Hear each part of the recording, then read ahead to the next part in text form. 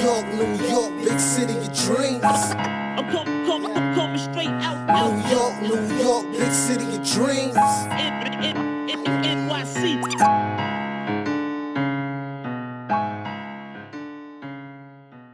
If I gotta be nice for him to be a New York Knick and ball, fine. If I have to protect him against you people, I'll do it. If I have to sit up there and get on his last damn nerves so he drops 40 because he's ticked off, I'll do that too.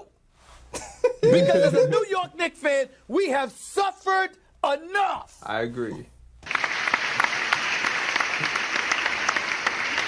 You hear that? You hear that, people out there, man? Listen, if Kody ends up coming to New York, best believe I'm getting on that ass. I'm getting on it. I'm not letting it happen, Loopy. I'm not letting it happen, Loopy. You gotta leave Durant alone. Don't post any more pictures of him with no shirt. No shirt on with his arms out, making fun of. Nope. It's gonna be all good, man. It's on. We gonna give that man the royal treatment. Exactly. KD comes here, no smoke.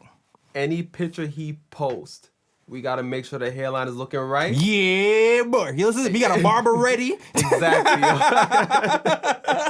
And while barbers don't play, lineup will be straight, mustache on point. Exactly, yo. Trust. Yeah, and get KD some wave cream too, man. No, we gotta hook him up. No, yo, Ryan, you're going too far, bro. You're going too far. You're going too far. We are trying to welcome the man here. All right. Yeah, I'm just too many jokes. It's not really a joke though. To you, Ryan. I'm just trying to make sure my man's is fresh. That's all. That's all I'm saying. That's fine, but you can't. No, don't. Look. I'm just trying to look. For example, Enes Kanter. Right. Before he came to New York, the drip was not. It wasn't great. You're right. He switched the jeans up. Exactly. So he felt the New York vibe. And he's like, you know what? I gotta get my drip up. I feel you, but listen, there's a way to relay message, dog. Like you gotta be gentle, so you can't be all the way with it. Like your hairline mess, you can't do that, dog. Like he's a little sensitive, man. Like you can't. Yeah, that is true. And he might hit you. He will hit you in the DM. That is true. And I don't want no burner accounts to come after me. He will. I don't want no burner accounts coming after me. My fault, KD. I'm just saying. We're not super big, but we're not super small either. So yeah. I feel like we have enough following where he might hit us in the DM like, "Yo, Ryan, why are you talking about my?" Like that could happen, dog. That is true. Like dead ass. I'm more worried about the fans than the media. I mean, KD don't gotta worry about that. I mean, as long as KD's producing, he don't gotta worry about no fans. And that boy producing, you see what he's doing out there in the playoffs right there, right there. Yeah, that man is going off right now. Yo, okay, hold on. I didn't even introduce us. Yeah. Yeah, we just completely went off on a tangent. What's going on? This is Jay Ellis from the Nick of Time Show. Here to give you that Nick talk just in the nick of time. And yeah, it's just me and my guy to my left, the man, the myth, the legend, the guy with the stats and the facts. Ryan G in the building. Yep. Yes, sir. The J&R show. It's returned. It's not here doing his thing in Philly, being all like adult and stuff. True that. Kathy, she's living her best life. She's been on vacation for like 3-4 weeks. For real, yo. Kathy need to hook us up with these deals, man. Brother, you got a Groupon deal or something? That's what I'm saying. You got a Groupon deal? You with Tiffany Haddish? That's what I'm saying, like, yo, I'm trying to go on vacation too, man. I'm just saying. You seen the stories? Everything looks mad like exotic and I know, right? I haven't been nowhere but this garage. For real, yo. Yeah, man. And I don't know where Con went either. Con with Akon, maybe. I don't know. Well, hopefully he'll be back. He'll be back soon, hopefully. Yeah, but you know what? You still got us. It's the G and J show. Exactly. We here. Like always, every week. Exactly. Holding it down. Exactly. Waiting for KD and Kyrie to show up. Yes. Well, before we get into the KD and Kyrie thing, Ryan, let them know. We got to keep reminding these guys. What are the important dates that are coming up, man? The important dates. May 14th, NBA Draft Lottery. Mm-hmm. June 20th, the NBA Draft. That's right. Both on a Thursday. May 14th. That's like a couple of weeks from now, isn't it? Yeah, it is. Oh, hold on. I might need some take. You know, I'm going with CP. I know that. We going. because we covered it last year. You want to roll? Mm-hmm. I might as well. I mean, Let's go, man. A matter of fact, no, I think May 14th is a Tuesday. My fault. Okay. Yeah. It's a Tuesday? Yeah. I might be able to come after work. All right. Yeah. Yeah, that's happening. We out here. We out here. Word. All right, cool. So I started out with that KD, clip because listen, I know it's more of the same. I know you're getting tired of it, but now it just keeps popping up more and more.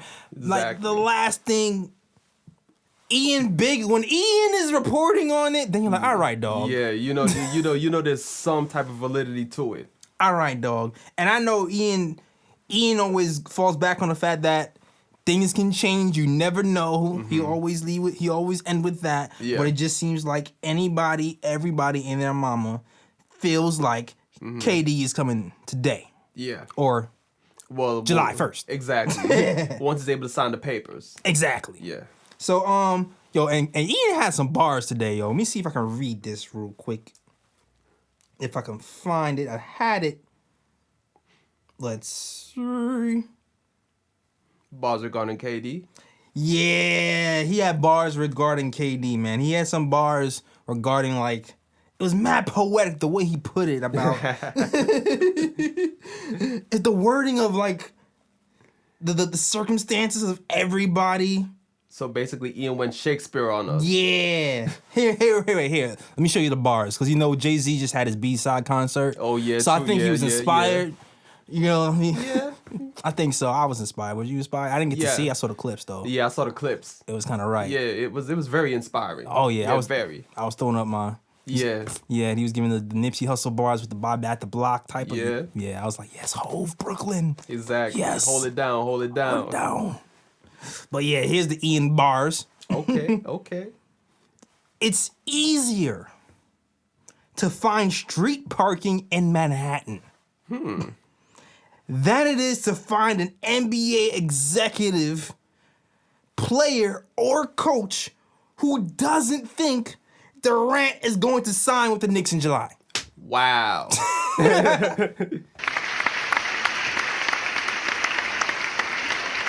Hovey's home bars. Yep. Tell me that wasn't some bars. He continues to say, this is not bars, it's just, All right. Some of Durant's former teammates think it's going to happen. Per ESPN sources. Things that make you go. Yeah. Several of his current teammates have told friends that they think it's going to happen. Draymond Green.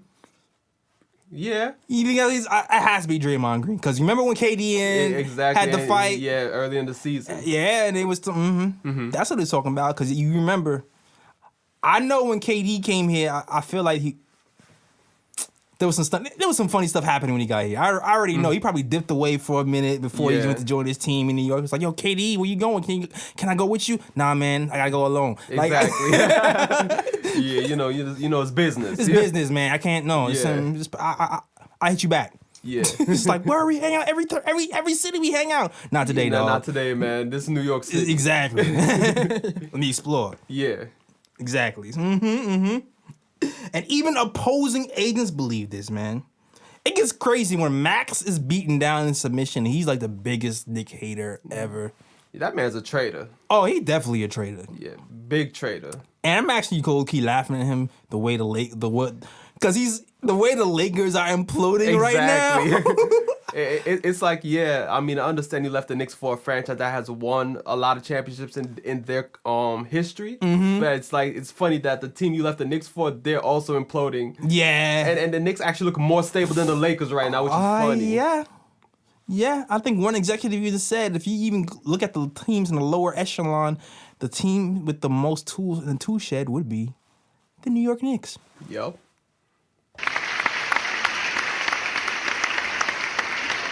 So we getting respect. Exactly. But you know what, though? I feel inspired today. Okay. I want to talk to Knicks fans out there. Because I see a lot of Knicks fans talking about how, they're just expecting the worst and this and that. And they don't want to get their hopes up and this and that. Yo, I got something to say right quick. Oh, Lord. Don't be too hard on them, right? We've been through a lot. I know, but I'm just trying to encourage the fan base. Oh, like a preacher? Yeah, you know, Or inspirational. inspirational preacher, however you want to put it. Oh, Gary Ryan G? Yeah, exactly. We have to put away this defeatist attitude, yo. I understand, like, yeah, we're all going through that PTSD type thing where it's like, okay, you know, the Knicks let us down so many damn times. It's hard for us to expect anything great or anything good to happen to the franchise and this and that. But yo, it's about time we start to turn that thinking around. We cannot continue the negative thinking. I feel you, man. You know what I'm saying? So it's I'm like, with yo. you, bro. So it's like, yo, if there's smoke saying that KD's gonna come, yo, believe it. Believe it into existence that he's going to come. and he's gonna bring somebody with him. Yeah, we haven't had a number one pick since 1985. Believe we're gonna get a number one pick this year. We gotta stop that defeatist attitude and believe that things are turning around for the New York Knicks. Well said. Yes. And I hope he comes, because if he doesn't, man, that speech was wasted. It was wasted. Well, if that's the case, then once free agency passes, I'm gonna have to switch up the speech. What's the speech if it passes and we get Kyle Lowry from Max? I don't know, man, but when that time comes, but that time ain't gonna come because we're gonna get KD. KD's gonna bring somebody with him, and we're getting the number one pick. We get it, all that. Let's go. All right. Now, I'm just gonna. I know we're supposed to get the number one pick, but I'm gonna just throw out some math. All right. Knicks have a 14% chance of getting number one pick. Yeah. All right. We really have more of a chance of getting a 2 through 5 pick, like somewhere around 54% chance range. But at the same time, we still have one of the highest chances of getting number one pick out of any team in the NBA. Yeah, exactly. Not named Phoenix and Was it 13 Cleveland? I think is it Cleveland or Chicago? I think it's Cleveland. Yeah. Yeah. All in all, we're in there. So I mean, gotta be prepared for all scenarios. That is true. Gotta be prepared for all scenarios. But there is a chance that the perfect scenario will happen, and if that does, then I'll be very happy. But if it doesn't, then we just gotta trust that Ninja P, aka Scott Perry, comes out here. Yes. And drafts the right player. Exactly, and drafts the right player. And I was actually looking for an inspirational quote by Tommy Beer. I can't seem to find it right now because I'm on the spot. But he echoed kind of the same thing that you were saying about the notion that Knicks fans are so used to being hurt. Yeah. It's kind of like meeting the girl on a blind date and she's telling you she likes you and you don't believe her because you've been getting the ugly ones your whole life. Exactly. And you're like, why is this goddess supermodel want little old me? Yeah. That's exactly the right analogy to use. I don't believe it. And I think that's what Knicks fans are going through right now, and perfectly said by Tommy Beer. I wish I could find the exact quote, but I think I freestyled it all right. Yeah. All right. I mean, the point's made, so, I mean, people get it. People get it. Yeah. All right. Let's move on, because we got some other stuff to talk about today. There's not a lot of Knicks news, but what we are going to do is we're going to continue the review of the players of the season. We talked about a lot of the point guards already. We talked about Emmanuel Mudiay. Yeah. We talked about Franklin Lakina, Dennis Smith Jr., Damian Johnson, and Alonzo Trier. And we're going to move down the line some more. But before we even talk about that, let me ask you a question. Because I forgot to ask you, I forgot this was actually on the docket. Okay. Because the other small news that came out was somebody asked Carmelo Anthony, if he would consider coming to the Knicks if Kevin Durant came. Yeah. And he responded, I don't know what his exact response was, but it was something along the lines of, I gotta see what they're talking about. Yeah. That sounds about right. Something like that, yeah. So, Ryan G. Yes. Ryan A. Smith. Yes. Hot take Smith. Yes, sir. Would you take Melo back? It has to be in a certain capacity. You know what I'm saying? Like, it can't be as a starter or anything like that. Like, Melo would have to accept a bench role, and of course he would have to come back for the veteran minimum. I do think, unlike many people, I don't think Melo is done. You know, like what many people think, and I believe that Melo still has something left in the tank where if he can just humble himself a bit, and come off the bench, I think he can still be a viable scorer in the league. So I wouldn't be mad at it if the Knicks sign him on like a veteran minimum and bring him back as a bench player. I completely agree with you. And I don't remember if you remember this. I remember a few years ago we was talking about Melo, and I was talking about his ego, and I was telling him, he should be careful because if he's not able to, accept a smaller role, then he can find himself out the league. And it seemed like he was tinkering on that, but I felt like he started to try to find a smaller role with the Rockets. But it still didn't really work out for some reason. Some people might say because D'Antoni just had it out from the jump. And it didn't work out, and now he's a free agent. Surprised no one picked him up last season. I mean, at the end of the season. True. But he'll be available next season. And I will agree with Ryan. I don't know. I go back and forth. For PR, yeah, that's a great PR move for the Knicks. Considering, the way Melo was treated before he got here and the whole Phil Jackson saga, it'll be a great PR move for the Knicks. Basketball. When it comes to basketball, I still feel like he has enough in the tank. But he would have to accept this role. Yeah. Like you said. The defense still concerns me, but right now, the defense of Kevin Knox concerns me. Yeah. like this is like we can point at a lot of Knicks and be like, yeah, your defense concerns me also. So yeah, so he would fit right in. I mean, already, on the defensive end. So it's like, it is what it is at this point. If he comes in, I would hope he listens to criticism. I hope he accepts whatever role that we give him. Yeah. And he just becomes a sniper off the bench who can, give us a bucket if we need it, or just help, spread the floor for KD or something in the last bucket, or something in that capacity. Yeah, exactly. Like, it's always good to have a scorer. It's always good to have a scorer in that second unit, and Melo can definitely still fill that role, I feel. So yeah, and you know what too? It's like if he's able to do that off the bench. Take that vet minimum. That's all we're gonna have left. Yeah, pretty much. If the dream scenario happens. Yeah. That's all we're gonna have left. If he's able to do that, then, hey man, take me home.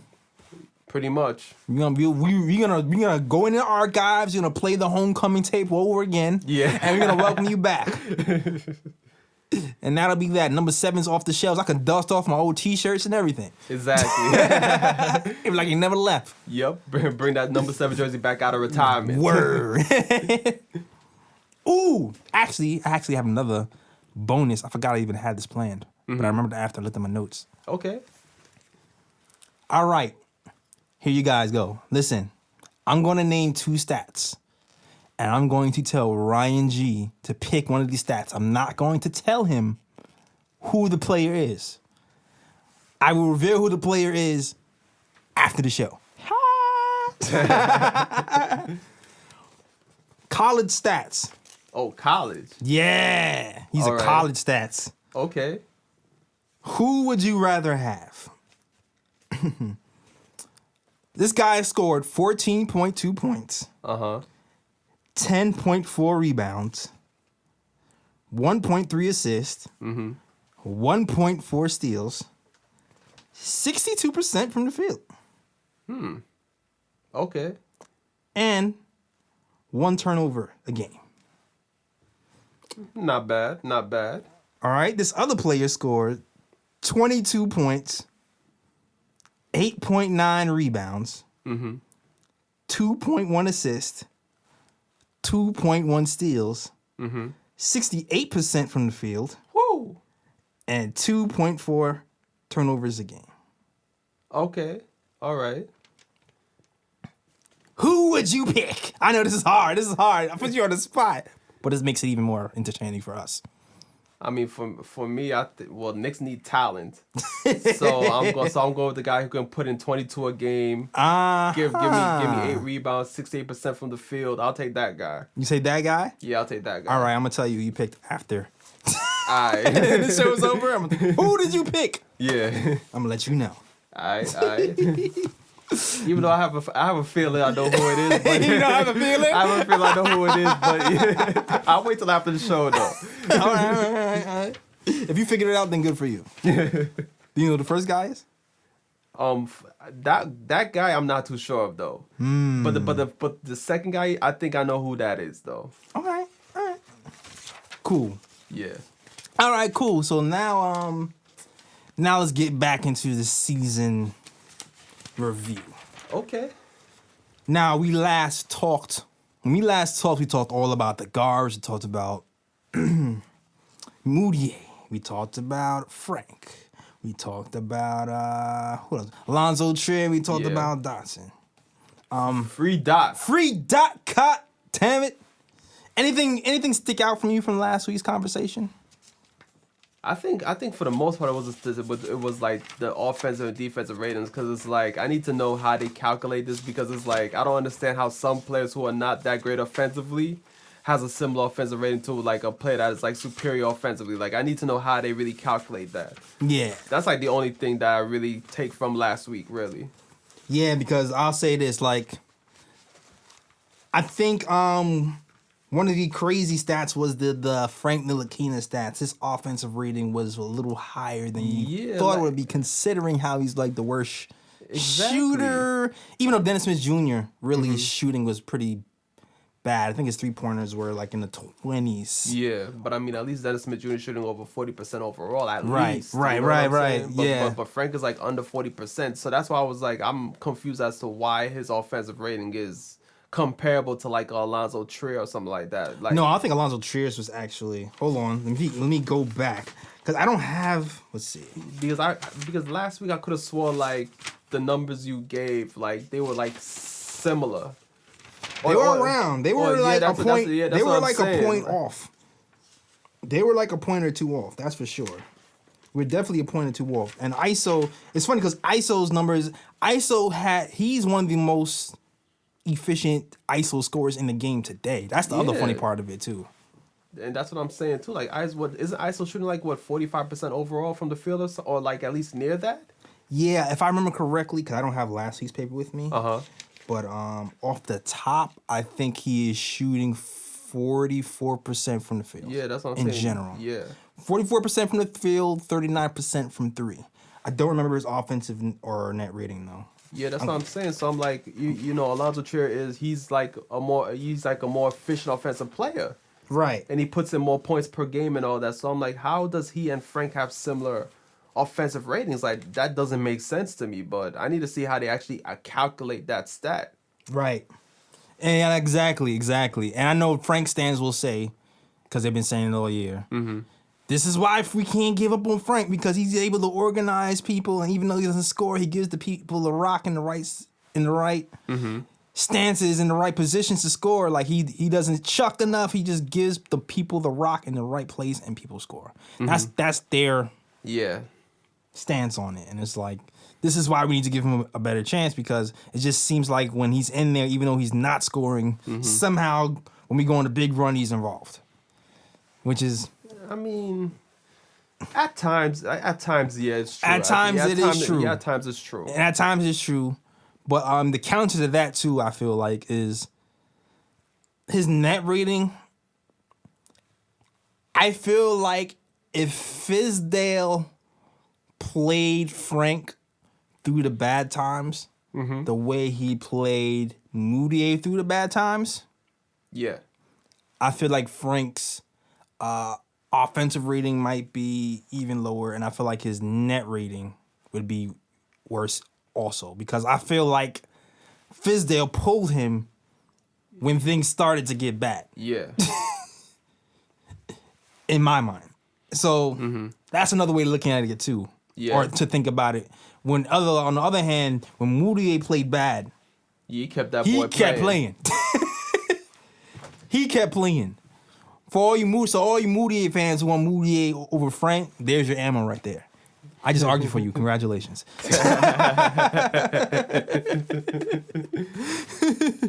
Oh man, he wasn't out there looking like D Wade though. What? Wait, what? He wasn't out there looking like D Wade though. Dog, man, I'm just saying though, because like at the beginning of the season when Fizzy was doing his press conference, or was it like a something to the side where he was like being interviewed and he's saying that, you know, talking about Moutier's game or whatnot, saying that, you know, he's gonna turn Moutier into D Wade, but I mean I don't see an ounce of D Wade in him, so I'm like, I don't know what's going on, man. The saga continues. He got his jersey, Ryan. Leave him alone. His game ain't nothing like D Wade though. That's all I'm saying. Listen, man, all I gotta say is Moutier is 6'5", all right? He could take you. I mean, hey, he probably can. That don't mean I'm just gonna throw in the towel though.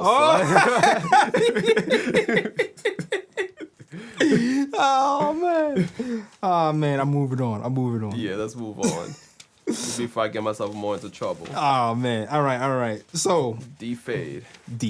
Yeah, you don't want that. You don't want that E fade. That's for damn sure.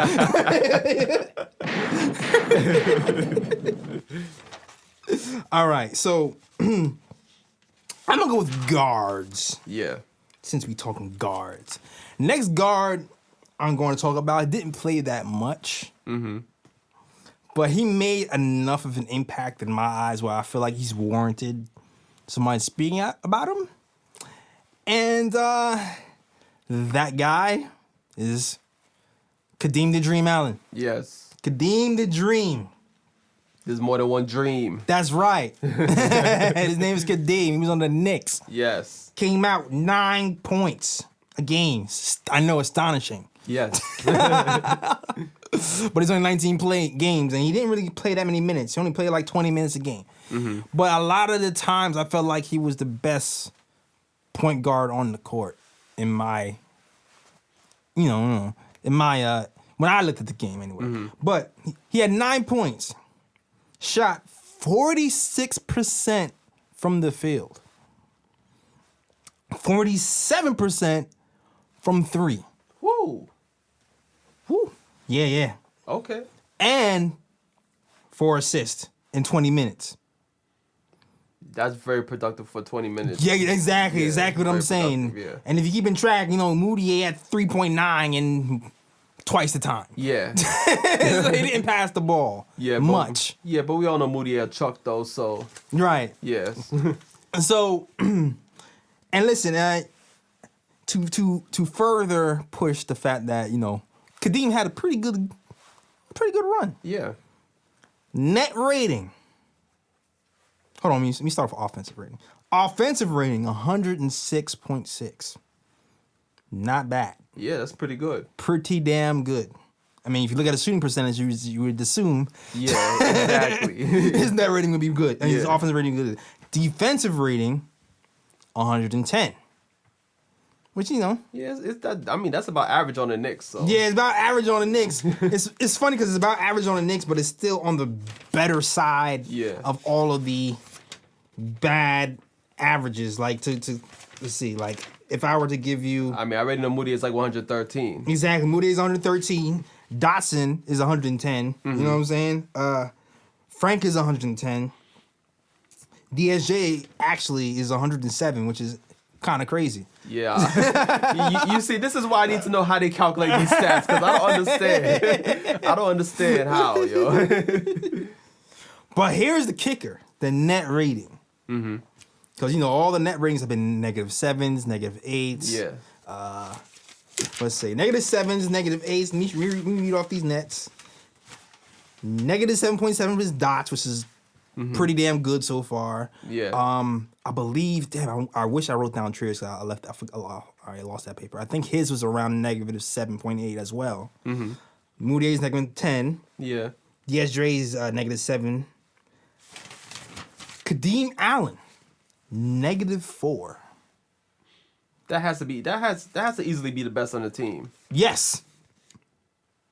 I believe so. Best on the team.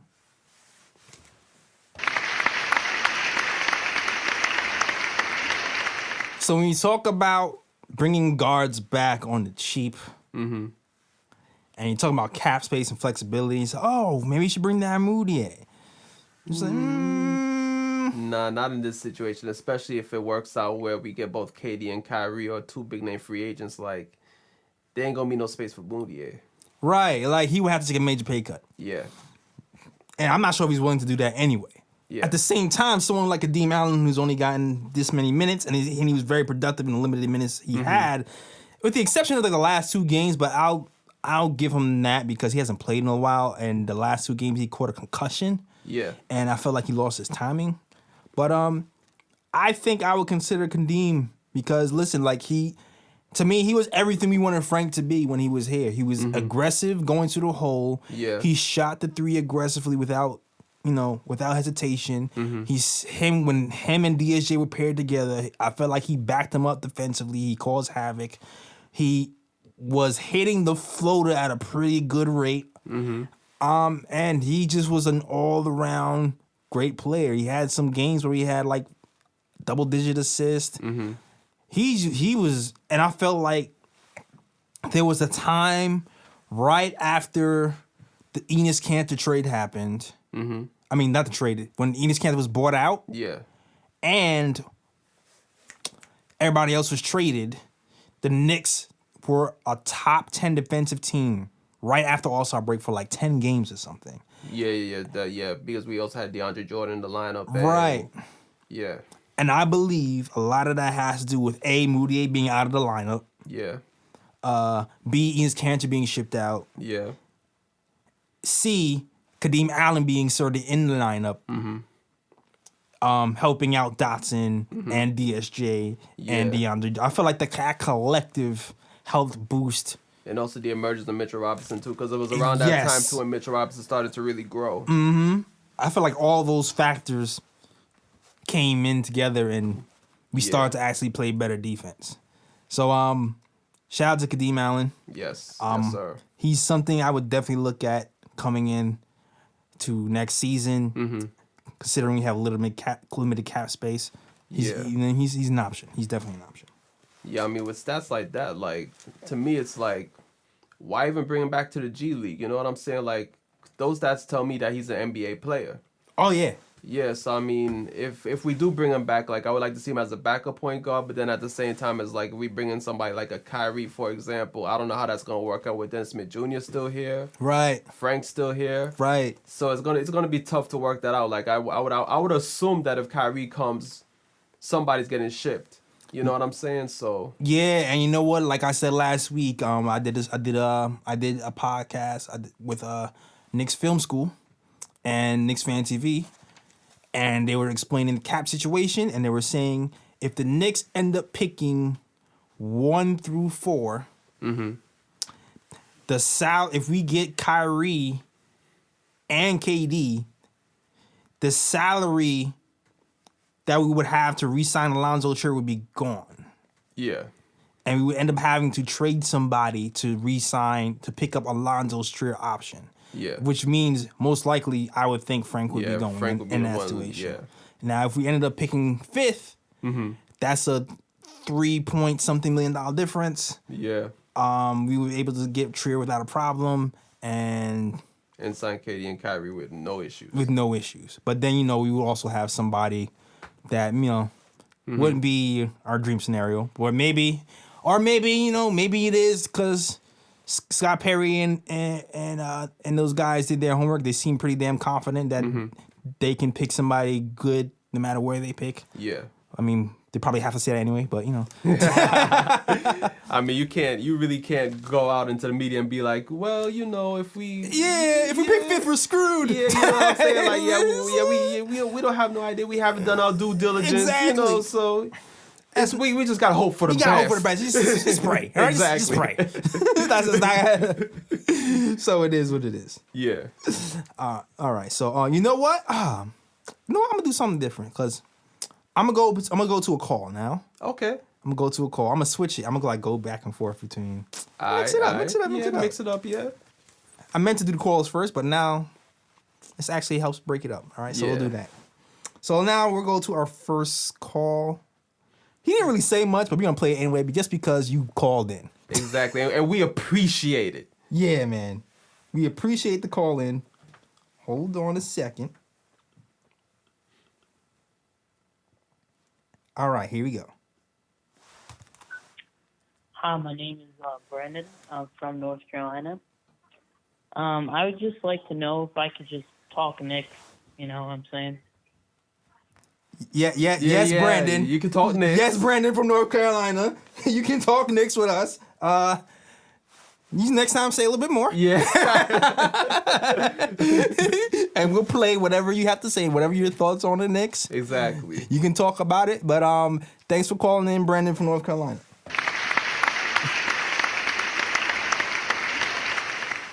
And since that one was so short. Yeah, let's play another one. Yeah, we're going to play another one.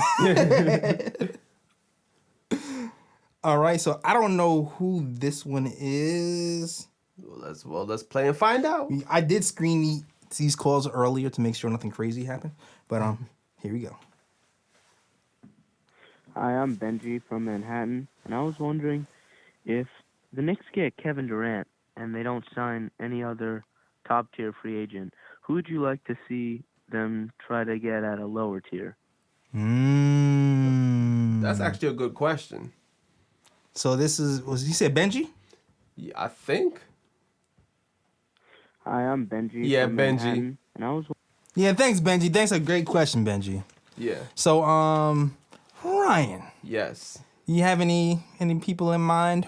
Yes, I do. If we don't get Kody, so what counts as lower tier? Is the first question I have to ask. What counts as lower? I'm assuming lower tier is not a superstar, like maybe just an all-star player, or like maybe just a role player. That's what I'm assuming. Is Jimmy Butler lower tier? Or is that too high? To me, he's lower tier Okay. because he's not on the level of KD or Kyrie. He's like that level, like under them, like Okay. that second level. Yeah. All right. Well, I got a lower tier of people then. All right, go ahead. All right. Well, I think it's not a secret that the Knicks need shooting. So if the Knicks get KD, but they don't get no other top tier free agent, like I wouldn't mind the Knicks go after somebody like Danny Green, somebody who can shoot the three and play defense. Yeah. Or somebody who can just shoot the three like a JJ Redick or like Nikola Mirotic, somebody like that who can like shoot the ball. Oh man, I love Mirotic. I've been wanting Mirotic here for a few years. I've been saying that. Yeah, exactly. So somebody who can shoot the three and give another outside threat to like maybe open up the lanes for KD and other guys to penetrate into the paint. And then another guy that I think is a sleeper right now, even though people are saying that it's more than likely he'll re-sign with the Sixers, but I think Tobias Harris would be another option too. Really? So you on the Tobias train? Yeah, because the thing with Tobias Harris is like he's a dude that he doesn't demand the ball like that, but he puts in 20. Like he just puts in 20 silently. Yeah, you know I what feel I'm saying? you. So it's like he's not gonna hog the ball. He's gonna help the ball movement and things like that, and he's also gonna put in his points. Like however it comes to him. Nice complimentary piece. Yeah, exactly. Like so, those are like my I guess 4 options right there. Who I would like the Knicks to go after if they don't get that top tier free agent to pair it on KD. See, my thing is, whatever we do, if we're not going to get these top tier agents, I don't want to give Tobias Harris 4 years. I'm not trying to supermax Tobias Harris for 4 years and however million he has. So if a Tobias Harris isn't our future, I would try to still keep the books flexible on that. I mean, you can always give him maybe a 2-year deal with a player option after 1 year. Yeah, I would probably do something like that if I was to do a Tobias deal. But when he was saying lower tier, I was thinking low. So I mean, that's fine. Danny Green. Danny Green is good. Yeah, Danny Green, JJ Mirotic. Redick, those guys like role players. So I mean, you're right. You're right. Yes. Yeah, you're absolutely right.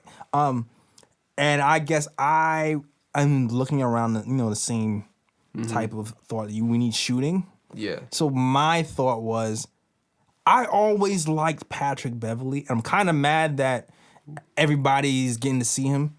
If you remember correctly, when we was doing the show 2 years ago, and we were talking about free agents, and we was talking about defensive guys when Derrick Rose is here, and I was sitting here saying, "Dog, we need defense bad. Derrick Rose sucks in pick and roll, and we need guys who can play defense and shoot threes." And to me, Patrick Beverley was like the guy. Yeah.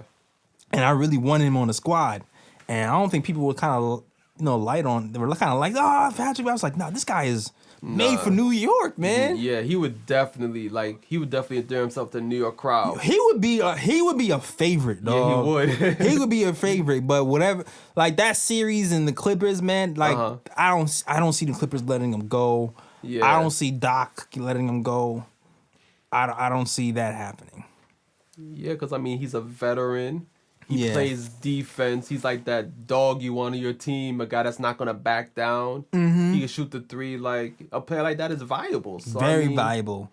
Yeah, so it's hard to imagine the Clippers really letting him go. Definitely. Especially like you don't even really need him to really point guard that much, even though he plays it decently. Yeah. You know what I'm saying? He shoots a three, he sets people up, and he plays defense. That's all he really is. Yeah, pretty much. But another guy, I'm thinking point guards in general because...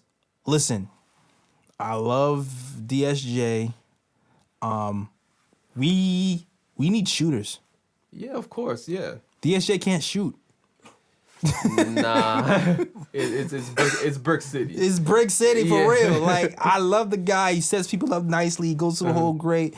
But we need shooters. DSJ, a lot of reasons why I'm like, yo, Garland, man, don't sleep on my guy Garland because Garland can shoot. Yeah. But we talk about that later. We talk about that later. All right. Because it's actually a question that kind of... All right, so I would definitely say Collison from the... Oh, Pacers? From the Pacers. I think I would take a look at him. He seems like decent assist numbers, shot 40% from three. Not an all-star. Nah, but he's a solid guard though. He's solid. He's a solid guard, and it's some guy you can go off if you have a superstar next to him, like KD, and he can give him some space if he gets doubled. Yeah. So I would do something like that route. And I also liked Ed Davis from Brooklyn too. Also, wherever he was. He doesn't shoot the three. Yeah. But wherever he landed, like whatever team he was, he always seemed to give the Knicks problems because he just hustles all the time. He never stopped.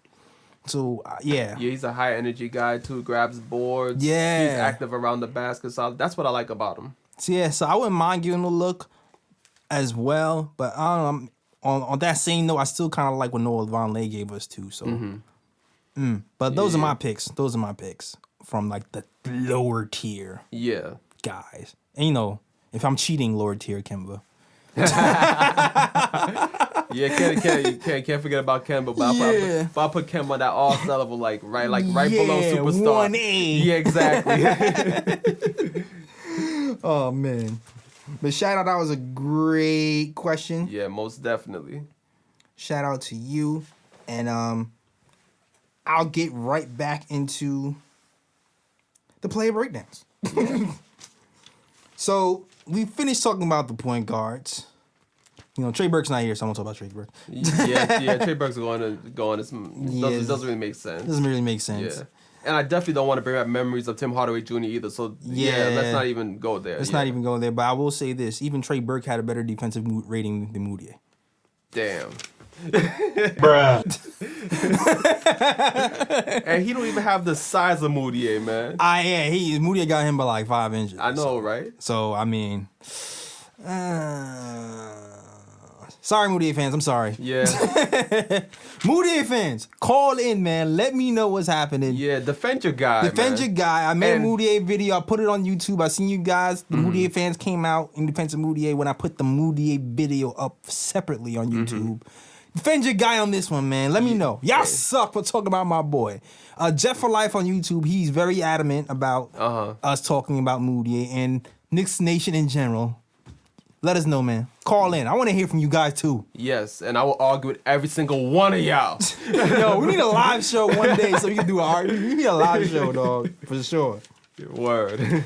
Okay, so now that we talked about the point guards, I'm going to talk about another. He's kind of a point guard, but not really.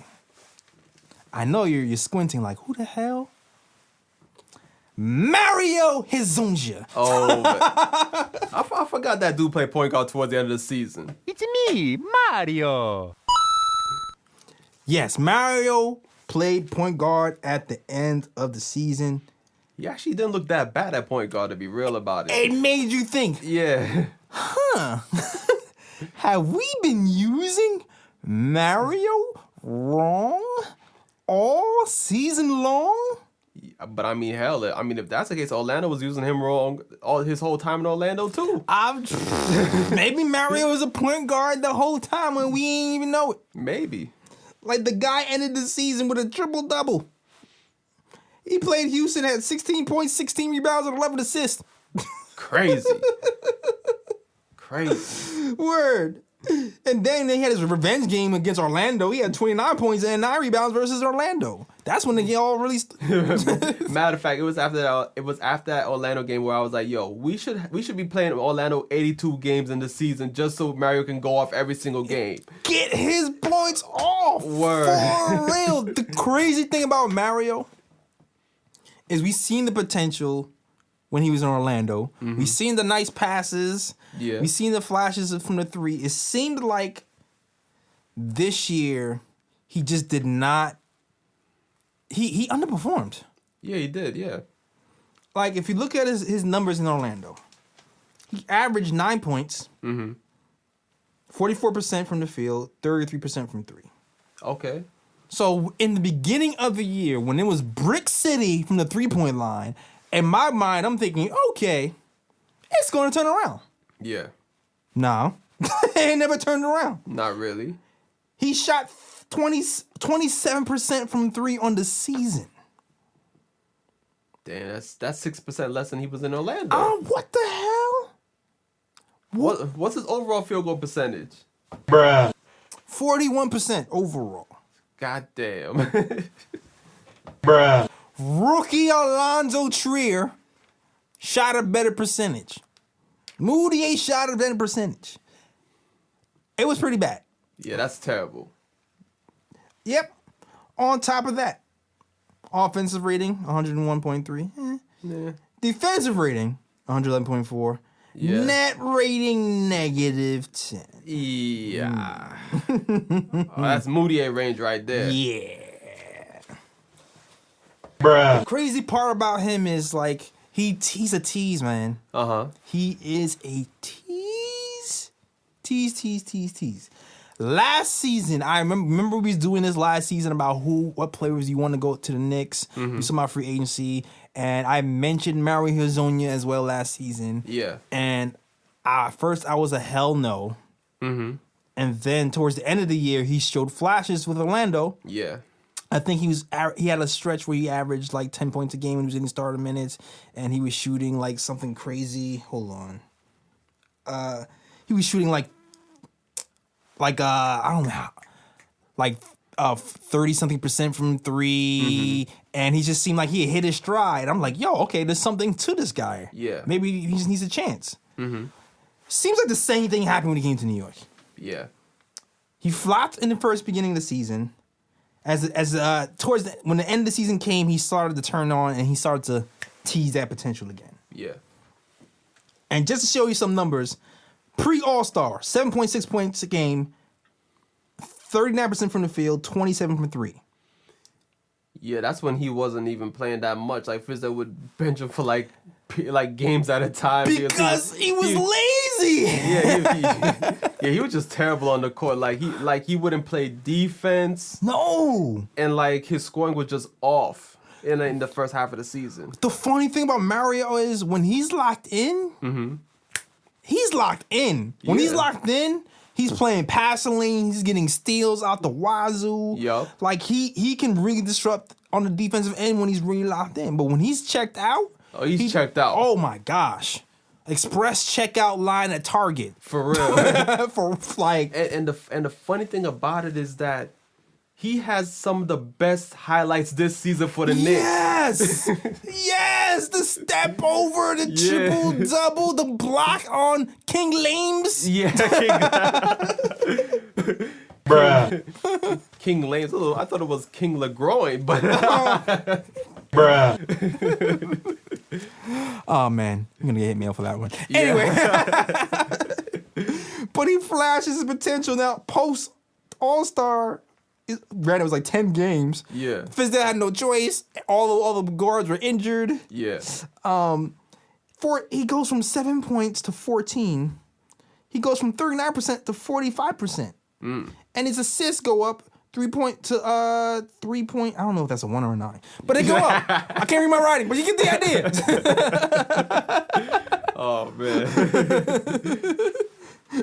He just goes. Everything went up, and you see he has some pick and roll chops, and maybe the assist went up because we played him more. Yeah.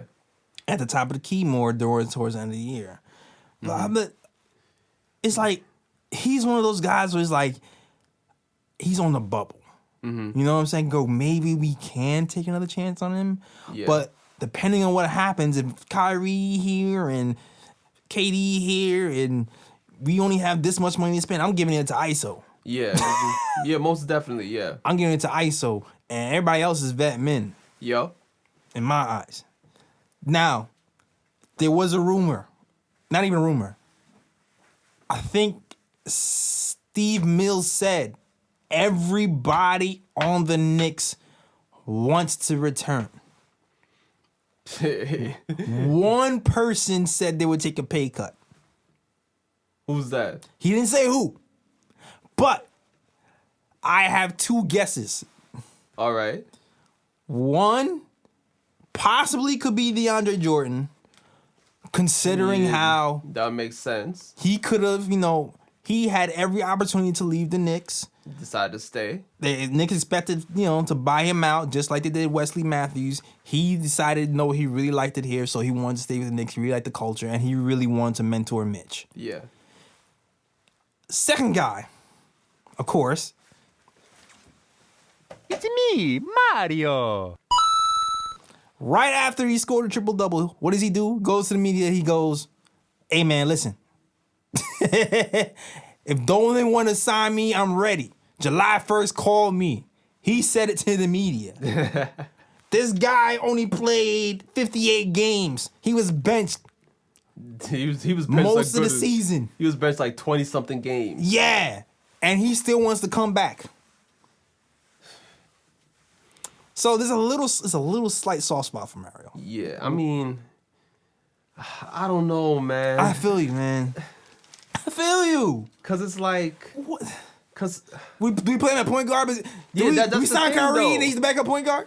Yeah, that's what I'm saying. Like, because it's like, to me, I would feel like if we bring in Kyrie, and then we have other guys like maybe Kadeem, Allen, and things like that, it's like, yo, Mario, you're gonna have to play the shooter. You have to play on the wing. You know what I'm saying? But it's like he wasn't productive on the wing, so it's like I wouldn't know what to do there, man. Me neither. I'd be stuck. Because the crazy part was when he was playing point guard, it's that same. He was able to see over the defense so easily. He was throwing lobs from the top of the key like it was nothing. Like, oh, you open? Yeah. Here you go, Mitch. Whoop. Alley-oop. Boom. I was like, yo. Yeah. But it's like we can't experiment. I don't know if we can, unfortunately, experiment at that point. That is true, but you know what though? It would be interesting to see, like, when he played in Europe before he came to the NBA. Did he play as a shooting guard or a point guard? I'm not sure. I feel like I read somewhere that he played a little point guard. Yeah, I feel like I've read that before. Yeah, because I mean, for example, you look at Luka Doncic, like, dude is like 6'8", and he played point guard in Europe. Exactly. You know, and Hezonja is pretty much about the same size. So it makes me wonder, like, because we put him at point guard, and he seems like he's pretty natural at the position more so than on the wing. So it makes me wonder, like, when he was in Europe, like, was his main position on the wing, or was he a point guard? I don't know. I think I've read that he played some point guard, but I don't know if he was exclusively a point guard. Yeah.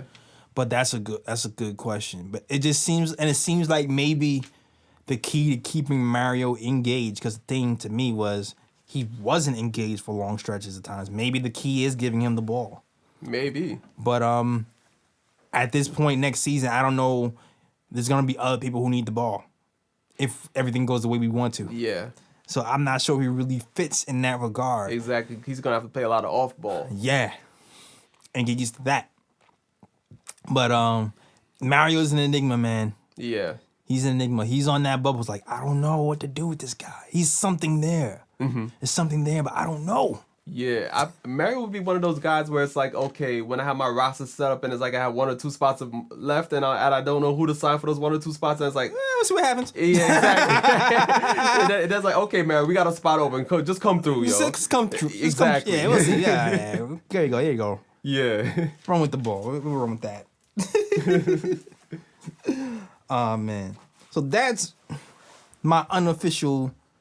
all my unofficial guards are done. Yes. I'm going to get back to these voicemails real quick. And let's see, who do we have now?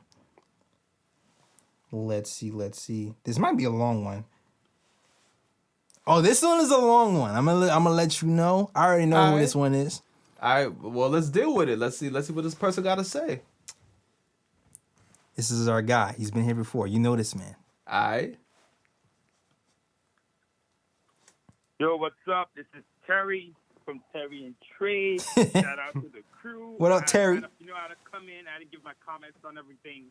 So what I want to talk about is obviously the impending free agency and the reports, how Knicks fans have been reacting to the reports, and what we should really be gleaning from all this information. So Okay. I, like many, are very skeptical. I am very skeptical. Not that I think it's not going to happen, but simply because we've been burned before. He's scoring. And, Yeah. we know what it was like in 2010. We've seen it happen before. We feel like we're cursed. So I totally... Hold on.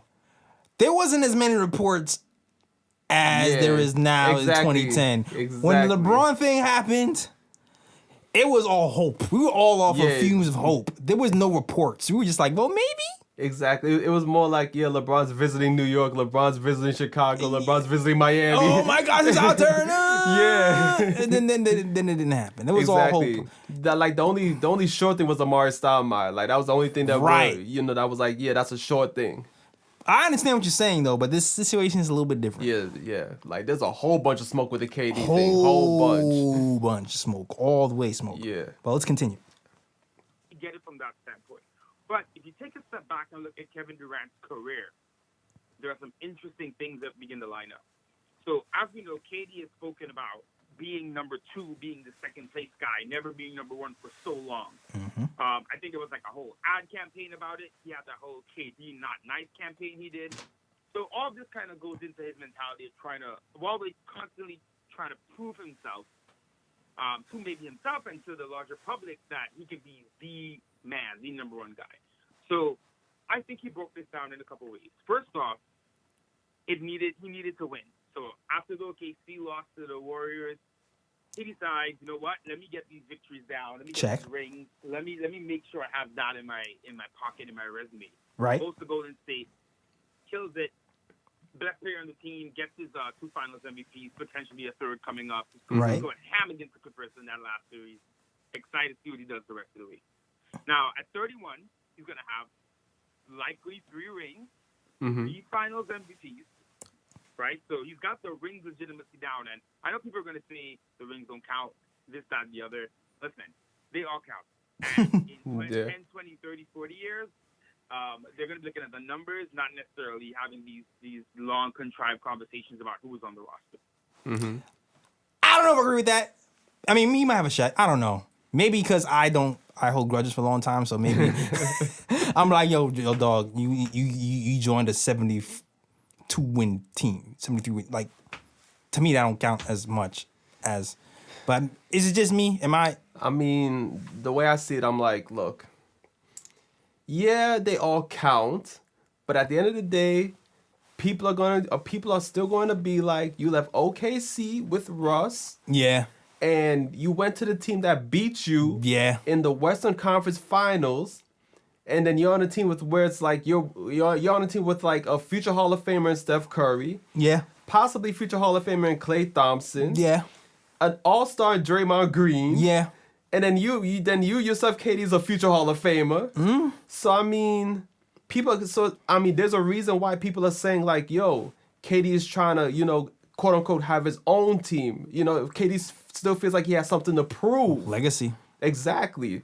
Now, do the rings LeBron won with Miami?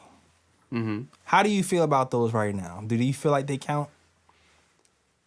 LeBron, to me, they count.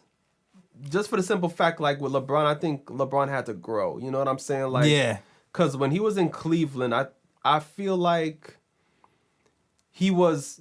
sometimes he took the moment, but he was also scared of the moment at times too. You know what I'm saying? Yeah, I feel you. I feel like the one in Cleveland counts more to me personally. I will say this, he did get better in Miami. Yeah. Like if he didn't have to grow to win, then maybe. I would discount it. But I do feel like history has softened on LeBron since he's left Miami. And the big three, not one, not two, not three, but you know. Exactly, because I think LeBron was kind of the same narrative. It was the same narrative. Because when he was in Miami, people were like, "Yeah, but you got Dwayne Wade, Chris Bosh, you know." This is even more egregious though. This is like next level though. But this is crazy. Like this guy, they were. That's neither here or there. But we'll continue. Yeah. Especially considering it's not like he's just on the team, you know, skating by, not doing well. He's winning Finals MVP. That's a different story. So you look at it now. Kady leaves OKC, goes to the best team in the league, wins 3 rings in a row. Leaves the Warriors, goes to the worst team in the league, and wins. You know, we're at a time right now in pop culture where we're seeing a lot of, you know, storytelling that's been a real part of the pop culture, the zeitgeist for the past 10 years. You know, you got Avengers, Game of Thrones. I haven't seen that yet. A lot of art. You need to. Story art coming to a conclusion or reaching that final stage. And to me, Kady falls into this in a way. Kady now coming on, 31, still in his prime, probably got a good solid, 3-4 years left at the highest level, coming to New York, cementing his legacy. If he is so concerned about what it takes and being regarded as the number one guy, there's no better place. I'm telling you, there's no other place going to elevate his status like New York City. Now, is this what his number one concern is? Yes. We don't know. Like I'm saying, I'm looking back into the past, seeing what he said before, trying to get a little feel for where he might be leaning. But I'll say this: for someone who's been number 2, you want to be number 1, you come to New York. Kevin Durant in New York, winning championships, being able to construct a roster. He literally could end up in that LeBron James, Michael Jordan conversation. I know that sounds insane to say right now, but we definitely know he has the talent and the skill. Backing that up with the heart, playing in New York City, Madison Square Garden, doing it on the biggest stage. You do it here, it's not the same. It's a different level. So, like I said, I'm not going crazy about it. I'm not reading into the reports. It happens in July. But if we're looking at the narrative of Kady's career, what he's spoken about, what's motivated him, and where he is right now at a precipice, it just feels right, doesn't it? It does. All right, Terry from Terry and Trey signing off. All right, guys, keep up the great work. All right. Thank you, Trey. You heard that, D. Durant? Yup. You want your legacy? You want it cemented? What you gotta do? Come to New York. Come to New York. Come here. Yeah. We'll build statues. We'll have parades. Exactly. And I will argue with any LeBron fan. Like, I don't argue that anymore right now. I already argue, but I will argue even more. With more fervor. Exactly. I'm going to be like Stephen A. Smith. Exactly. Anybody that says anything bad about you, I'm going to get at them. Smack them in the face. Open hand. Yeah. Mad disrespect. Word. And say it too. I meant all the disrespect. Yes. Just like that. Oh, man. Yeah, how much time we got? I don't remember how many we started. I would say we have maybe An hour. Wait, not an hour. Okay. Yeah, maybe 40 minutes. I will say. All right. Let's get to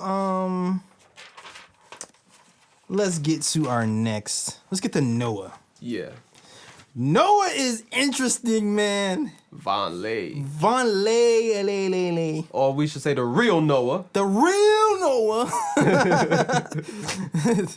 Not the too lit from New York. Yeah, not that guy. that Noah. Not him.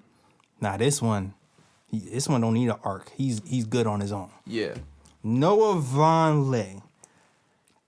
Tale of two Noahs, man. This guy had two completely different games in two different parts of the season. Mm-hmm. Beginning of the season, I remember we was doing statistics. I don't remember the exact placement, but he had like one of the highest net ratings of anybody in the league for the first few months.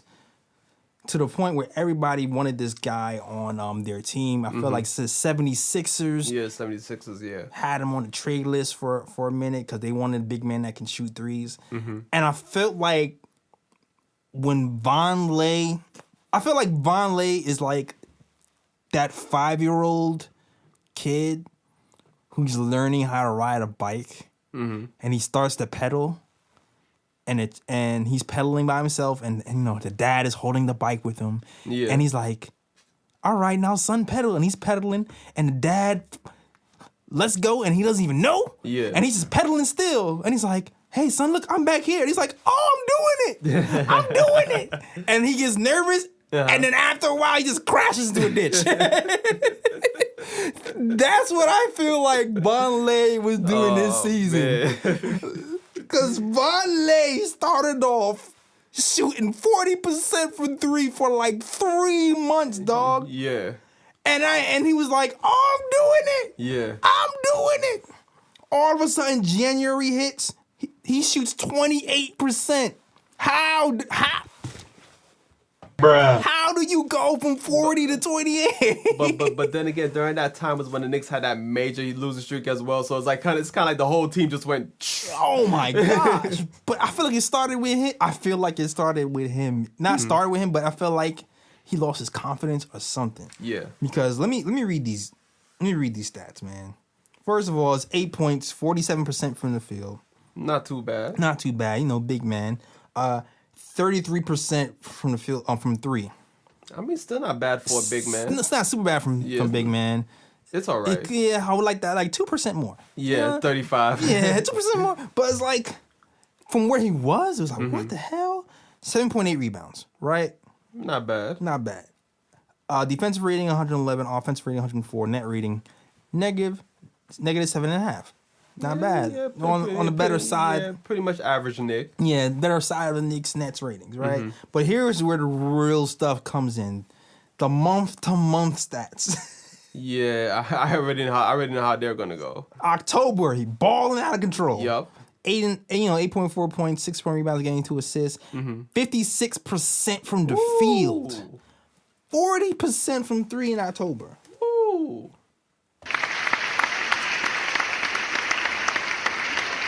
A big man. Shoot the three, put you in the post and pass, was dribbling up the court, he's never done this before. Fizdale gave him the keys. Yup. He was running fast breaks. He was running into people in first. He was running into people at first. But he got used to it. He stopped doing that. And, Exactly. You start to see, there's some more to his game. Yeah. But that's the first month. Second month, field goals starts to drop. He's at 44%. All right, coming back to earth. Yeah. Still 41% from three. It's still pretty good. Third month, 47% field goal. 40% from three. Still good. All of a sudden, 28% from three. Whew. 17% from three. Eee. How, Sway? You were doing so good. You're not. At that point, it's mental. It gotta be. At that point, it's mental. He was doing so good, dog. I forgot what year. I think it's October. He had a net rating of 6.4. Positive. Not negative. Positive. No other Knick has even reached that 6.4. No. I think I seen something where Mitch was hit like a 1.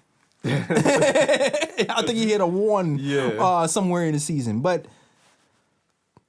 so if there is an argument that you want to bring back Noah Vonleh for another year to see if he can be for real, there is an argument to bring him back. Yeah, he would have to take less money, but... He would have to take less money. But there would be an argument to bring him back. Now, I'll say this too, like, there came in parts of the season where he did not have that confidence he had in the three-point shot, and he noticed the post game was getting real, and he was very efficient in the post game. Yeah, and he started going to the post with success as well. So I like that about his game. But what I really liked about his game is the defense in general, especially at the beginning of the year. Like, he seemed to play defense on everybody, switch well. When he played the Bucks, he gave Giannis fits. I feel like he played him. Yeah, he played him really good. Really, probably one of the best in the NBA. Yeah, at playing him defensively. That was that game in December where the Knicks beat them, right? Yeah. Yeah. Even the game, like the other game when they beat us, he still kind of gave him a little run for his money. So I mean, my only thing with there's a myth, man. Fizdale liked his defense so much that he felt like he can play him at the 5. And too small for the 5. Yeah, too small. Bruh. That's a bruh for Fizdale. I'm sorry. I'm sorry. He's great. He's a great defender. 1 through 4. Yeah, 1 through 4. Yeah, I can see that. Yeah. 5 are no good. Nah. It's gonna depend. It's gonna depend if that team plays small, like the Rockets or something like that. Then it's different. But like most teams, their 5s are too big for Vonleh. Like he had him Jordan Embiid, dog. Like he had him guarding Embiid. I mean, for example, look at the Nets. They had damn Jared Dudley and Embiid. How did that turn out? Bruh. Yeah, I'm a fuck Kody. Yeah. I'm hunting wabbits. Duck season. Wabbits. Oh my God. He caught it square in the nose. For real. Oh, sorry, not sorry. But yeah, overall, Noah Vonleh, like I have my guys who I feel like I know I want back next season, and I feel like they can contribute. Yeah. And to me, that's Dotson, Trier, Mitchell. Those guys, I feel like there's a great chance they'll contribute on a winning team next season. Yeah. Noah Vonleh is one of those guys that's like on the bubble. Yeah, bubble, yeah. He's on the bubble. But the fact that he was so effective in the beginning of the season. It's just a matter of can he keep that same play consistently throughout the season? That's the only thing. Yeah. Can he keep it consistent throughout the season? Yeah. It's like, whew. Like there's like between him, Mario, and there's some other guys over there too. It's like, damn, should we? Yeah, exactly. And should we do that? It's like Luke too. Yeah. Him, Mario, and Luke. I mean, if I have to pick right now, like the other Knicks players that's on the periphery right now, you know, the guys that's not named Alonzo Trier, Mitchell Robinson, and who's the other guy? I forget it right now. Luke Kornet? No. The guys that we wouldn't mind keeping Mitchell Robinson. Oh, Dotson. Yeah, Dotson's the other guy. Like, I think I would probably choose Vonleh to come back just because that early season production. Like, I just like so good. Yeah, exactly. Like, I just want him to keep it consistent, and I feel like if he's with players that are actually good players, like superstar type of players, maybe he can keep it more consistent because there'll be less attention on him and. Maybe he'll have more space to produce and things like that. So if he hits that 3, because that's the thing. Like when his confidence was up and he was hitting that 3 consistently, he was good. And you know what? Like the attempts, you can tell the coach was really preaching to him to shoot more 3s. And I think that's why the production dipped. Like if you looked at his numbers, I don't remember off the top of my head, but he was shooting something like 0.5 threes a game or something like that, but he was hitting him at a high clip. Yeah. Month 2, the coach was like, shoot more 3s, and as he started shooting them and kept hitting them, I think that's when the doubt started creeping in his head. Like, should I keep shooting these? I don't know. Or maybe it could be a combination of the team started scouting him more too as well, and he's like, I don't know what to do. Yeah. I don't know if I should keep shooting this or close out. But yeah. Get the confidence up, man. Shoot more 3s in the offseason. Yeah. And you might have like we can have like another Draymond Green type of player who can be, 1 through 4, shoot the 3. Exactly. And I actually want to talk about Luke Kornet since I mentioned him. Yeah, Luke. Oh. Yeah, we gotta play it. Hold on, because we don't it. even shoot. Yo, where is There we go. it? My guy Luke, man, and here's another guy, yo. Net rating killer, dog. Net rating killer. One of the best defenders on our squad. Interesting. Dog. Okay. Defensive rating 105. Oh. Yeah, that's definitely one of the better ones on the Knicks. So is that the best? I believe it is the best. Yeah, that sounds like the best. It sounds like the best. Yeah. And I think, if I remember correctly, shoot, I didn't even write that down. Man, I have so many notes right here.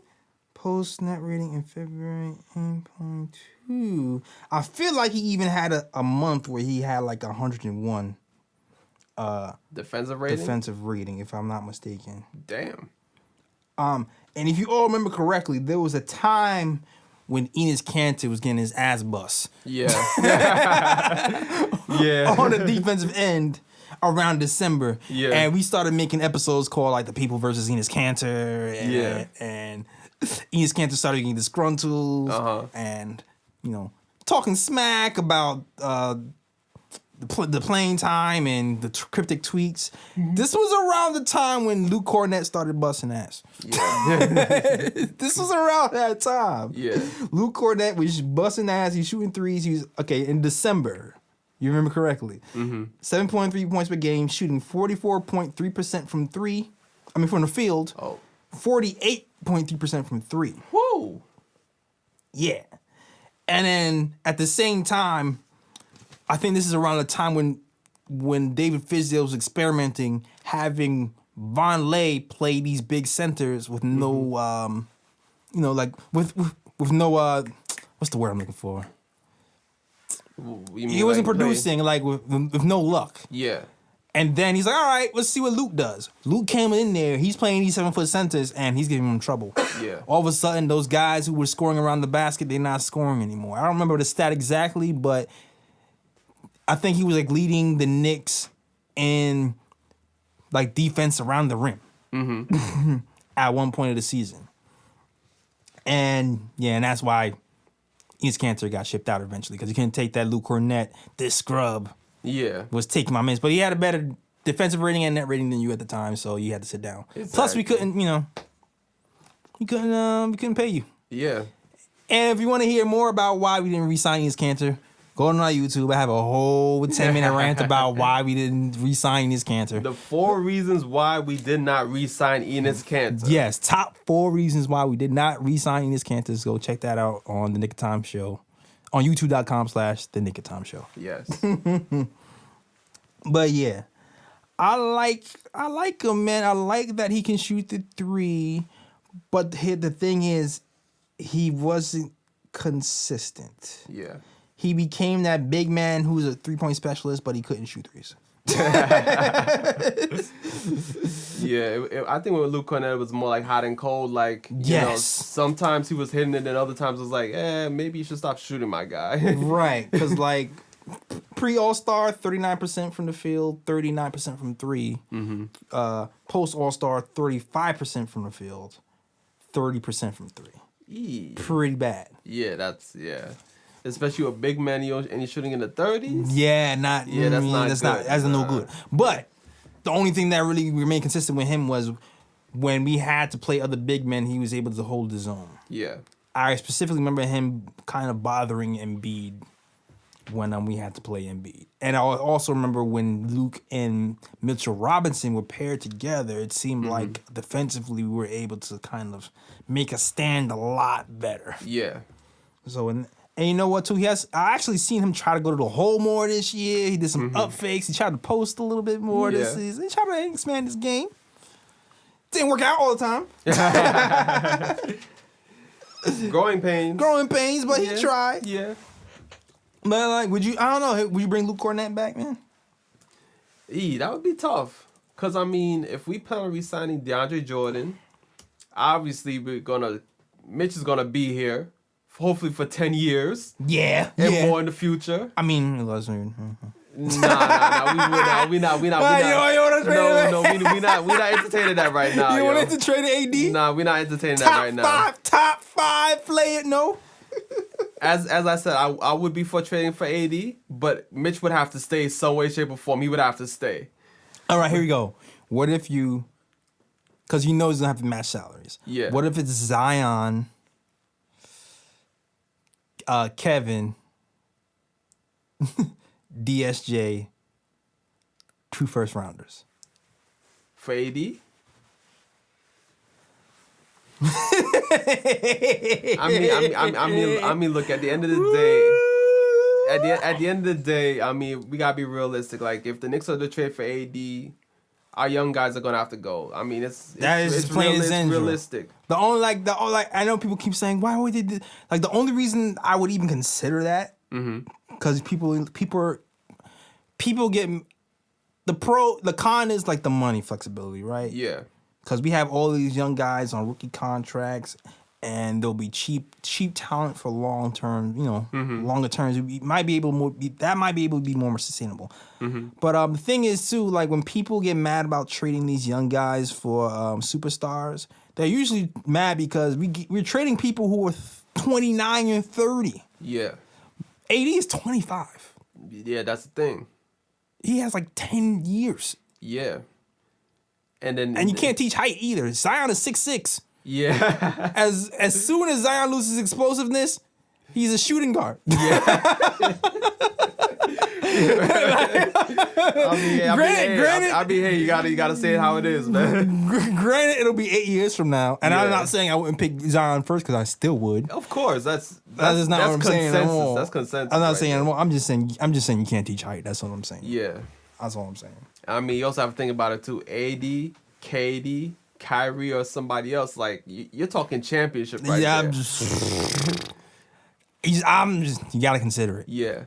You just have to consider it. Exactly, but that's as far as I'm going to go, considering because I would still be content with KD, Kyrie, or somebody else. I'd be content. Zion too. Like I'd be content with that too. You know what it is? I would be content.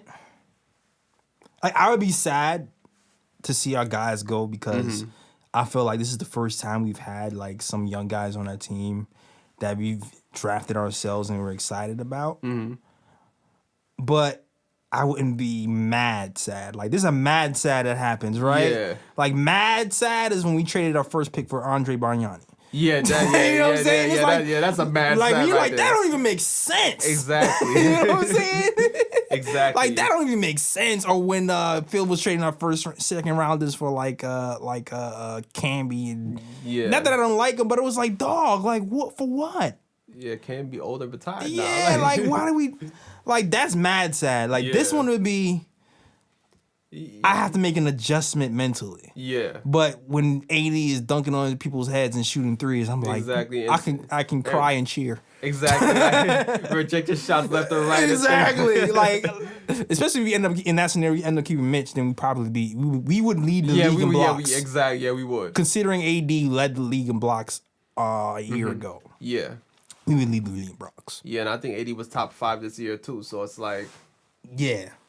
That was we have 2 players in the top 5 in blocks. Yeah, that's that would be crazy. That's nothing to sneeze at. Yeah.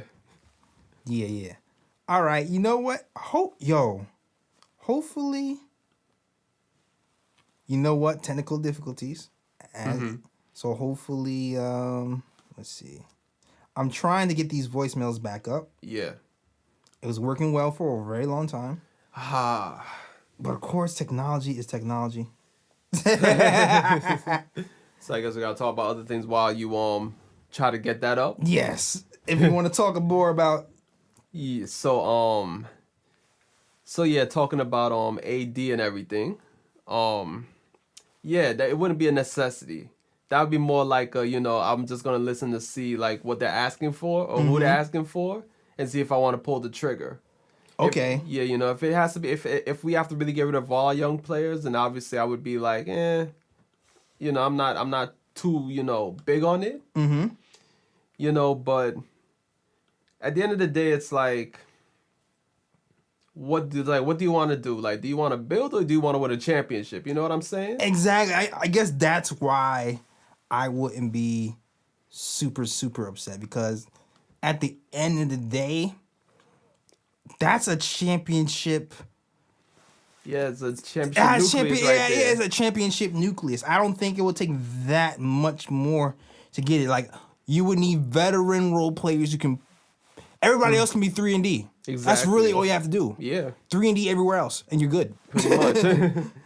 And I think there's a good amount of 3-and-D players in this league where we can manage that. Exactly, decent players. So I mean, that's highly possible. Yeah. Yeah, but at the same time, it's like, I do want to see young talent grow, and if we just get Kody and like another big name free agent, at least at least Mitch will still be here, Kevin Knox will still be here. Yeah. It would be nice to re-sign somebody who's because we haven't signed any rookie contracts since Charlie Ward. That's kind of crazy. Yeah, so I mean, you have to look at it from that standpoint as well. So trading for AD is one of those things where it's like you're on the fence. You just don't know whether you would hop over that fence or you would just be like, you know what, I'm not gonna climb this fence right now. I'm just gonna chill on this side. Yeah. And I have to imagine if I was a Pelicans fan and I'm listening to us talk and I'm going, wait, you wouldn't trade Mitchell Robinson for AD? Are you stupid? Like, if I was a Pelicans fan, I'm like, dog, you're a homer. Yo, I'm just saying, like, Mitch is a fan favorite right now. Yeah, that's exactly. It means more to us as New Yorkers. And now my dude is opening up, have his own show. Yo, he's Mitch Block hilarious, Party. man. He's hilarious. He's doing his little dances and his poses, his little karate. Oh my gosh. Mitch, come on the show, man. Exactly, yo. He's on the list. You know what? Who else too? Kylo Quinn. I still want Kylo Quinn. Maybe he'll be a Knick next year. Who knows? He's a free agent. I mean, my dude's not even getting burned on Indiana right now. Yeah, though. so he want to get burned. He want to get burned. Maybe. Yeah. Matter of fact, you saw the new episode of Mitch's Block Party today? Yeah, I did. That's what I'm saying. He's trying to get everybody to be his best friend. I know. Oh man, I found it funny when he was like, you know what, I'm gonna buy Damian Dotson cookies for his birthday. Yeah. He's like, he went in and bought him cookies and then he ended up eating it. That was pretty funny. Yeah. He looked like he was in Brooklyn too. Look like brownstones. Yeah. He definitely did. For real. All right, man. Yo, actually, all right, we actually got a pretty good caller. I believe this is Kody. Kody is one of the biggest Knick of Time fans ever, dog. Like, shout out to Kody, man. He really bigs us up. He always talks about how much he loves the show. There's nothing else out there like that. And he's on Post Game Live, repping us all the time. So shout out to Kody. All right, that's what's up. And he's like a secret scout too, but. Hey guys, this is Kody from New York, calling with a couple of observations. Sorry. So the first one, I think, David Stern left a comment, I think last week or sometime in the last few days.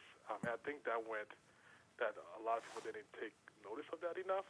I think that the fact that David Stern is still around the NBA says a lot, and David is all about business. And I think the league has taken a hit with LeBron moving to LA in terms of the ratings. I'm not saying that we're going to get the number one pick. I think every Knicks fan should prepare themselves for the 4th or 5th pick. I think that's exactly what you're saying. I think people should not, undervalue what, David Stern brings and who he is. David Stern is all about making the NBA, marketable, and I think he wants the NBA to be probably the number one spot. So freeze those envelopes. Yeah. You got to make sure that New York is included. So, I just didn't think people were talking about that enough. I think, so let me get to the playoffs. I think what the playoff has shown too, guys, is that you have to be really smart and you have to be able to shoot a 3-ball. If you think about it in that way. I think I still have hope for Frank. I think, is Frank going to be around this summer? It's most likely not. I'd be very surprised if he is, but I think it'd be worth it for them to see what he does with a better team, at least for the first half of the year. If he doesn't do well, then maybe look to trade him by next January, February. But I think, you want somebody who plays defense, having Frank in your backcourt and Mitchell in your front court. That's a solid defensive team. Yeah. So, but for Frank has to be able to hit that 3-pointer, right? He has to be able to make that consistently for us to have a chance in the playoffs. But that's one thing I feel like I've been robbed of, yo. I've been robbed of my vision, my all-defense lineup for a long period of Frank Dotson and Mitch together, just causing havoc all over the damn place. I've been robbed of that, man. I've only seen it for like a few games that David played it. And we gave Golden State a run. Yeah. When it was Frank. Who was it? Frank. It was Frank. Frank Dotson. Was it Lance? Frank Dotson. No, Frank Dotson, Tim Hardaway. No, Frank. Was it Frank, Tim Hardaway? I'd have to go back to the archives. Vonleh, Mitch. I think Vonleh was in there, yeah. Oh, man, I forgot that lineup. But anyway. Mitch was probably in there, too, to be real about it. Yeah, it was Mitch. It was Mitch, Vonleh, and Frank for sure. Yeah. I think Tim Hardaway Jr. was also in there for offense. For scoring purposes, probably, yeah. Maybe Lance was in there? I think might be Lance. We would have to go back to the archives and look up that one. Either way, we got robbed. Yeah. But anyway, back to this. Take him, man. If you can do that, I think you keep Frank. I think the playoff is showing that someone like Deandre Jordan, who cannot shoot, is a liability in the playoffs. So I know we love DeAndre, but I don't see the need for DeAndre if we think we're gonna make the playoff next year. Wow. Shoot. And if you need someone like Horford, you need someone who, Ibaka even can shoot threes, and you need someone who's comfortable going out and playing our guys out in the 3-point line. So he's not that kind of a player. So yeah, I mean, I know thinking about in terms of like, who can we keep? I don't see DeAndre is not, to me, is not someone that we should keep for. Ouch. Great mentor, great guy, but if we try to make that playoff push next year, he's a liability for sure. Yeah, I mean, that's all I got to say. I'm saying a lot, but definitely support the show. Big Nick of Time fan. Hey. And looking forward to hearing the show next week. All right, I'm sorry, just Wednesday or Tuesday or whenever it comes out. All right, guys, take care. Bye. All right, man. All right, Kody. Yo, shout out to my guy Kody, yo. Yeah. Go ahead. Yeah. I understand what he's saying about you need shooting in the playoffs, and then you look at a team like the Celtics and how you have Horford that can stretch the floor and you have Ibaka that can stretch the floor. But to me, it's like I still think there's value for players like DeAndre Jordan, Mitchell Robinson, guys like that, where they're not necessarily deep shooters, right? But they'll still grab rebounds, they'll defend the paint, block shots, and things like that. Because I mean, look at the Rockets. The Rockets play Capella. Yeah. I don't see that hurting the Rockets. Yeah. All you have to do is surround them with shooters. That's all. Yeah. And they'll have all the space inside to operate. It's all about balance. And on top of that too, I don't know if there's a lot of available centers who can shoot threes and play defense and there's not a lot of those out there really. So I mean, I understand you're watching the playoffs like, yo, Horford can shoot threes and he's causing havoc and he's giving I understand watching it, thinking we need it, and believe me, if we had a center who can shoot threes and do all that Horford do, I would grab Horford over DeAndre in a heartbeat. But I don't think we're going to be able to get Horford. Horford's locked up. Exactly. So I'm going to try to lock up DeAndre because I know he has some experience. Even though I do have concerns with DeAndre. but it's not the concerns that he's saying. Yeah. Like, my concerns with DeAndre are he seems like he does not want to go out to the 3-point line to defend. Mm-hmm. And I've seen a lot of times this season where he just kind of lets the big guy shoot the three and been burned from that. Yeah. And that's pretty much what I've seen from DeAndre this season that I would like to not see, which is why I really want Mitch starting, to be honest with you. Yeah. And DeAndre, I at least know Mitch is going to try and challenge, bare minimum. Yeah. And I haven't really seen DeAndre really challenge out there consistently. Yeah, I think with DeAndre it's more matchups. You know what I'm saying? Yeah. Because like it's not every team you go up against is going to have that big man that can shoot the three. Right. So I think with DeAndre it's more like matchups. You know, like for example, like say that the Knicks go up against for example, Embiid. Embiid will shoot the three sometimes, but he's not a huge threat from the three. But he also posts people up. Yeah, so I mean, like against a guy like Embiid, I would be like, all right, DeAndre Jordan, you could play him, or like for example, I can't think of a team in the East because a lot of teams in the East have a big that can really shoot the three. Yeah. If you look at the top teams. Yeah, they do. Yeah. Which is what he's saying. Yeah, but I mean, like for example, like maybe it's even like a team out west, like for example, like the Rockets with Capella. I'd be like, yeah, I would have DeAndre Jordan on him because it's like Capella, you don't have to worry about Capella shooting no three. Right. You know what I'm saying? He's gonna be in the paint or whatnot. But I also agree that at least when you have to pick between Mitch and DeAndre Jordan starting, like I think you can be interchangeable. I think you can case be by case basis. You're interchangeable with that because it's like even if you start somebody, you don't have to play that guy like the most minutes. You know what I'm saying? Yeah, I understand what you're saying. Yeah, so I think that's interchangeable, but I still see value in having a guy like DeAndre Jordan or any guy like that where they can't shoot the three, but they'll defend, they'll rebound, etc. Like I still think there's value for a guy like that on a playoff team. Yeah, but I agree with you. Yeah, I definitely agree with you. Yeah, and like I said, like, and for all, we might luck out and have Mitch Robinson shooting threes by the end of the year. Yeah, because he's already practicing, and I already seen him. They was already talking about it earlier in some interview. He kind of talked about how he's been stepping out. He's been shooting longer twos, and he's been shooting threes, and he's like, oh, it's been going out. It's been pretty good. He seems like yo, and I believe. The funny thing is, I believe him. Yeah, because he talks like, oh, I got that in the bag. Yeah, and then when you look at everything he's done over this season and how much he's improved so quickly, you'd be like, oh wait, he started averaging 2 rebounds and now he's averaging 10. Yeah, he probably does have it in the bag right now. He probably can shoot threes. He's probably freaking Dirk from three right now. Who knows? Exactly. As long as he's no Ben Simmons, I'm good. Oh, Ben Simmons, yeah. Yo, man. My man won't even attempt a jumper, man. Bruh. He's gonna need it. He's gonna have to do something about that, dog. Sooner or later, man. But yeah, it's a wrap for them, dog. It's gonna.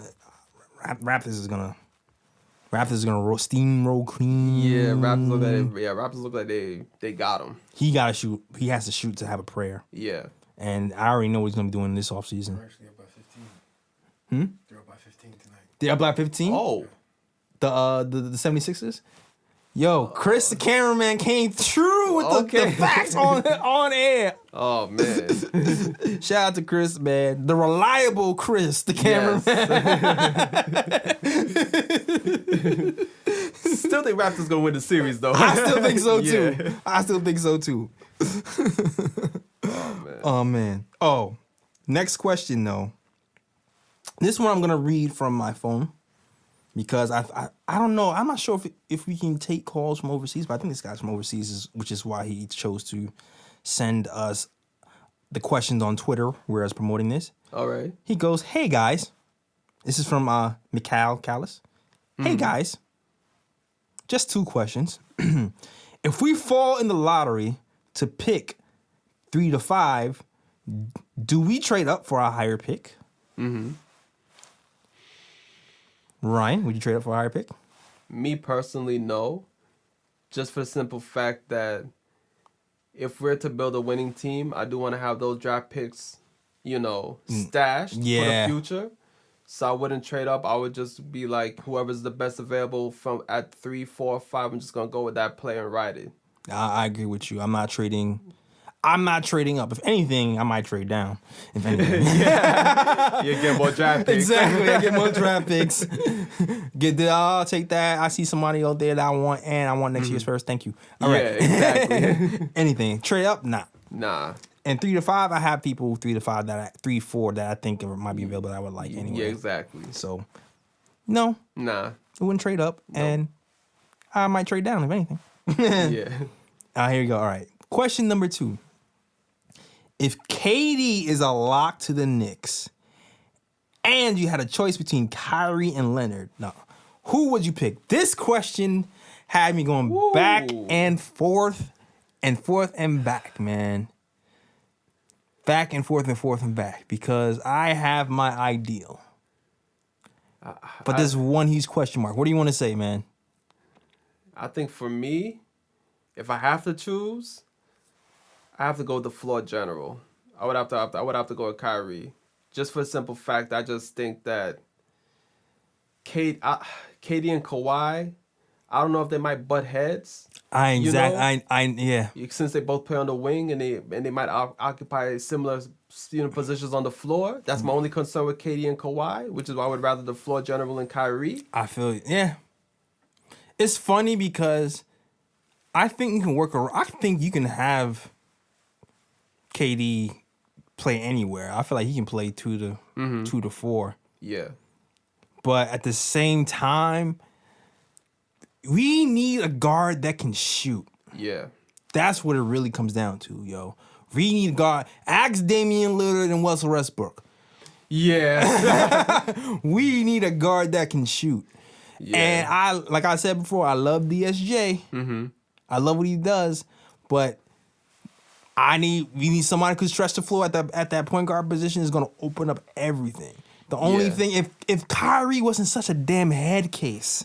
I don't know, man. I think the only reason he's a head case right now is because he don't want to be in Boston. That's what I believe. Oh man, I just feel like he don't want to be in Boston right now, and I feel like he just wants to experience free agency.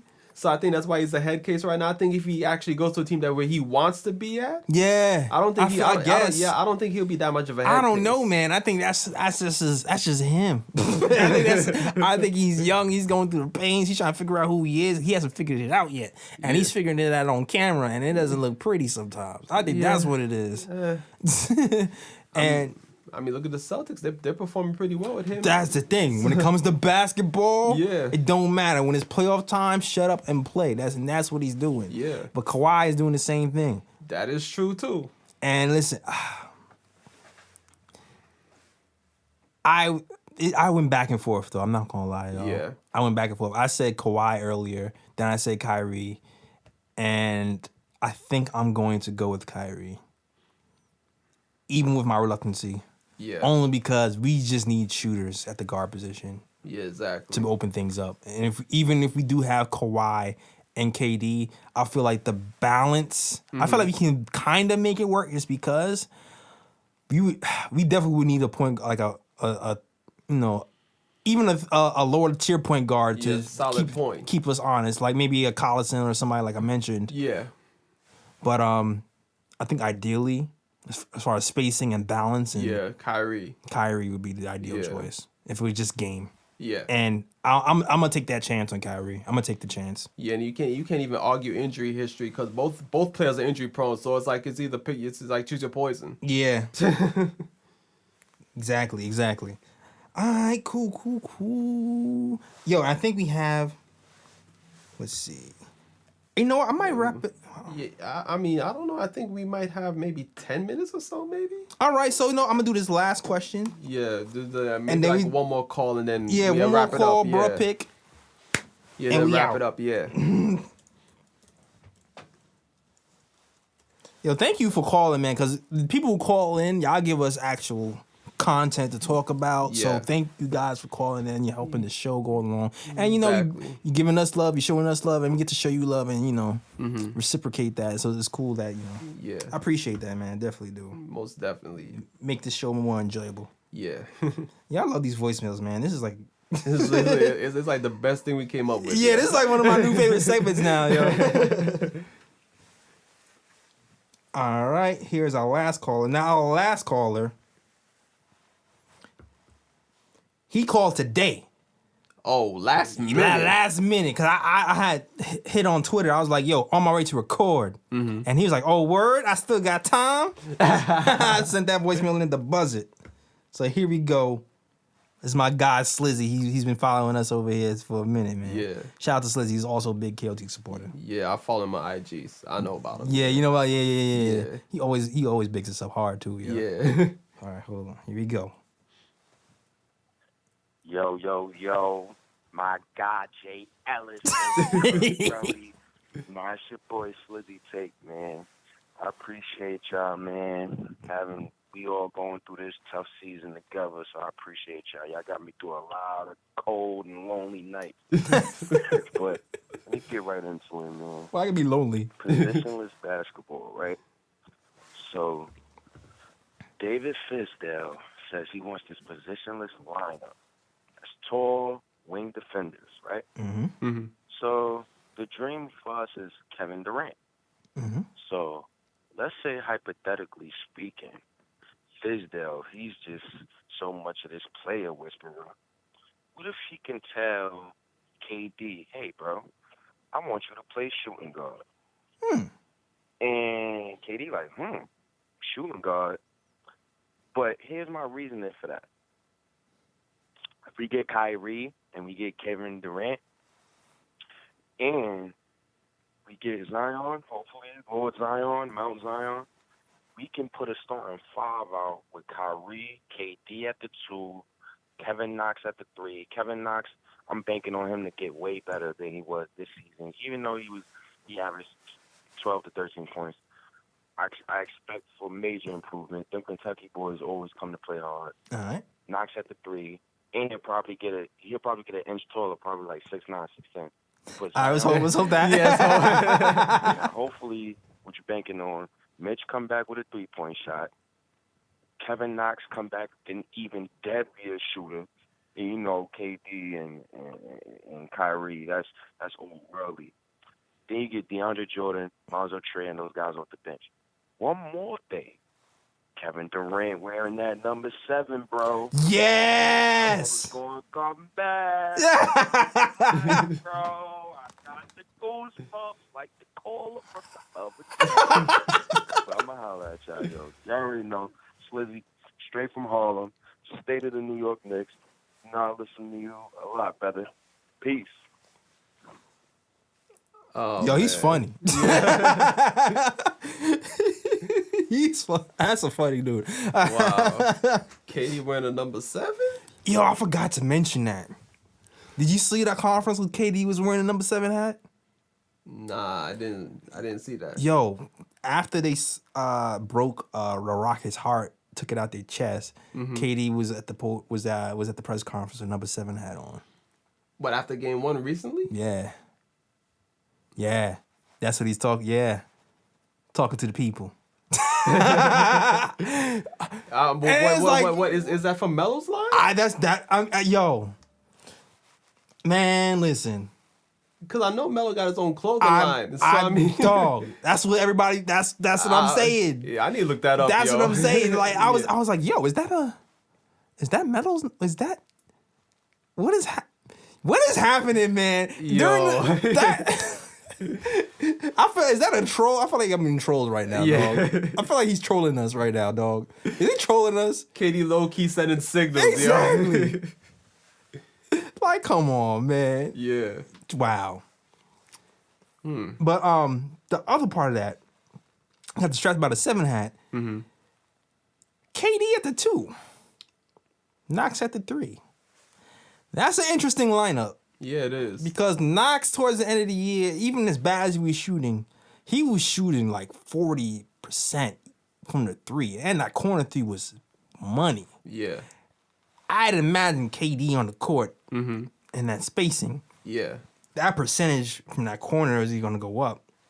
But I kind of like the idea, but it all really depends on Knox's development more so on the defensive end than anything. Yeah.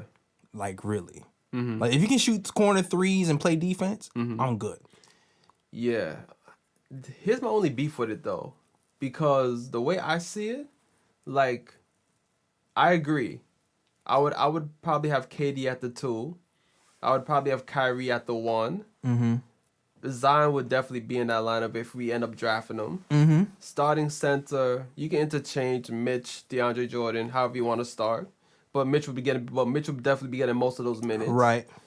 But that 3 spot, I'm still stuck on Dotson playing that. Nah, I feel you. I mean, ideally, my ideal is Kyrie, Dotson, Durant, Zion, Mitch. That's my dream lineup. Yeah. Exact same as Joe Budden's. Yeah. When Joe Budden said it, I was like, thank you. Yeah. Yo, when somebody tell Joe Budden to unblock me on Twitter, though, like, somebody tell Joe Budden to unblock me on Twitter. I don't even know why he blocked. Yo, Budden, matter of fact, someone needs to contact Joe Budden and tell him to come through. Yeah, you know what I'm saying? It was funny, because those of you who don't know the story, I got blocked because I think I just got lumped into the group. I was actually defending him, but I think he was just like, yo, all these weird dudes is like, got me in the mention, so I'm just block everybody. I was like, yo, I got put in the group, and I didn't ask to be put in the Twitter group. Somebody threw me in. So somebody, Anthony MSG, he did an interview with us a while ago. Anthony, if you watching this, tell Joe Budden unblock me. Y'all cool now, right? Yeah. Oh, man. Anyway. So, yeah, I feel you. I'm on that. I like Dotson at the 2. But depending on the defense, I wouldn't mind Kevin at 3 if he lives up to his actual potential. Because especially considering the length of, you can switch wherever you want. But Kevin hasn't really showed me that much yet. Yeah, and here's another thing, too, about putting Knox in the lineup, too. Because the way I think about it, too, I'm like, this is why I would rather him with the second unit. Because I feel like if Knox is just playing with KD and Kyrie in the first unit, he's going to pretty much be a spot-up shooter, you know what I'm saying? Yeah. And I feel like Knox is more than just a spot-up shooter. I feel like I still want to develop him in some way. As a playmaker. Exactly. Which is why I would want him in the second unit, because I feel like with KD and Kyrie off the floor, that will allow him to assume more control of the offense. With him in Trier. Exactly, and continue to develop his game that way. Fair point. Yeah. Fair point, very fair point. And great question, great comment by Slizzy, man. Yeah, Shout most out to definitely, you, man. Shout out to you. All right, man. This is I kind of like this show. It was a good show. I like the voicemails. Man, it seems like we ate a lot more time than I thought. Yeah, I know, right? But you know what? There's no ooh picks today. Yeah, I mean, Knick's not playing. Knick's not playing. You know what? Well, you know what? We should have one ooh, though. Future Knicks players. Yes. Katie's performances in the playoffs. Kyrie's performances in the playoffs. and just one more player. Damian Lillard, when he hit that game-winning shot in Game 5, that crazy shot from like 40 feet away. That was cold-blooded. I'm gonna break my rule for the first time ever. Yeah. I'm hesitating because, damn. I don't give anybody outside of Knicks an ooh pick. Dame, you're the first one. All right, it's over. All right. All right, let's get the bruh picks now. Yeah. I'm gonna give him. I don't know if you have 20. I'm gonna give my bruh pick. All right. Here's my bruh pick. My bruh pick goes to the refs. The Rockets versus the Golden State Warriors. Yeah. Now, listen, man. I'm not even going to give the bruh pick for the refs for that game, because we all saw what happened with that game. Like, there's discussion of what's a foul, what's not a foul, the kick out. He's not in his space. He is in his space. When I say his, I'm talking about, of course, James Harden. Yeah. My bruh pick is really for the refs for the way they referee James Harden all year. Not the playoffs.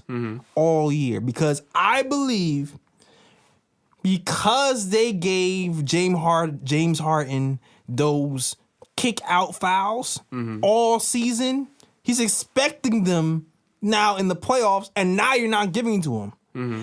He shouldn't have got him in the first place. Yeah. In my opinion, because you're not supposed to be able to. Reggie Miller was doing that same thing, and they changed that rule for him. Mm-hmm. All of a sudden, James Harden does it, and you forgot the rule exists. Yeah. So my bro pick is for the refs for not enforcing that rule all season, and now having James Harden feel entitled to have every kick called a foul. Yeah. Bruh. Not to say there weren't times where, you know, Klay Thompson landed in his landing space. That was egregious. But in general, the refs just need to be consistent. Mm-hmm. Fair? Yeah, fair. Right. That's my one bruh, and I'm out. Yeah, I'm gonna quickly go through these broad picks. First broad pick goes to the Houston Rockets because I don't know if y'all heard today, but the Rockets dissected Game 7 last year of the Western Conference Finals. Oh, because they're mad about all the missed calls that happened in Game 1 of this year's semifinal in the Western Conference, and they came up with 81 missed calls in that Game 7 last year. 81 missed calls. 81? And they sent that into the NBA. Wow. Bruh. Was that what you waiting for? Yes. The Rockets are super mad, and now they're super crying. Y'all need to suck it up, be a man, and play defense and win games, all right? Stop that crying stuff. Bruh. How about hit shots? Or hit shots. Or hit shots. And not try to draw fouls. Exactly. And I think they forgot how they missed like 27 straight threes in that Game 7-2 last year. Bruh. So, I mean, maybe that's another reason why you lost? Bruh. Could be. Yeah. Stop crying and play ball, man. Yeah, man. And my last bruh goes to the New York Giants for picking Daniel Jones at number 6. Bruh. Wait. Damn it. Oh. Go ahead, Ryan. Go ahead. I know you mad. I'm not a Giants fan. I could go on a whole rant right now. You pass on Dwayne Haskins, which is perfect. The dude is a Giants fan. Dude put up 51 touchdowns, 8 interceptions at Ohio State. Why y'all passed him? Because he's a black quarterback. Like, I really want to know why y'all passed on him. That's number 1. Damn. Number 2, the dude is like 4th ranked best quarterback in the draft. Some people got him ranked as low as the 5th ranked 5th best quarterback, 6th best quarterback. 4th.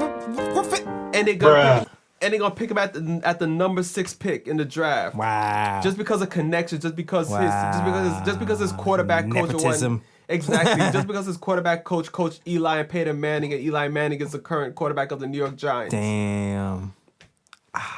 I can go on and on about Gettleman's moves this season, going back to the Odell Beckham Jr. trade and all that. But this is a Knicks show, so I'm not gonna go into much detail. But I'm very upset. That's the first thing I thought that. about when I thought about your rant when that happened. Yeah, but yeah, I'm upset at the pick. But I have to admit though, the rest of the draft was pretty good for the Giants. It's just that one dumbass pick where I'm the just most like, important one. Exactly, that one dumbass pick where I'm like, really? Damn, man, bruh. The wrong man from Duke got picked. Yeah. That's the joke I keep hearing. That's the wrong Duke player we drafted. Like, we're trying to go after Zion with the Knicks. We're not trying to go after no other Duke playing football. Yeah, man. Who even knew Duke had a football team, yo? Bruh. Giants GM did. Yeah. And the funny thing is, I seen the dude play one game. So I'm not going to act like I'm no expert or anything like that. But the one game I saw him play, I was not impressed. I was like, yo, this is a dude that people are saying is going to succeed at the next level. I wasn't impressed. So, I mean, I'm hoping for the best. I'm hoping he proves me wrong. I hope so. But y'all should have brought in my dude Haskins, and if you didn't, and if you weren't going to bring, hey in man, dude, they booed KP when he was. I'm sorry. That is true.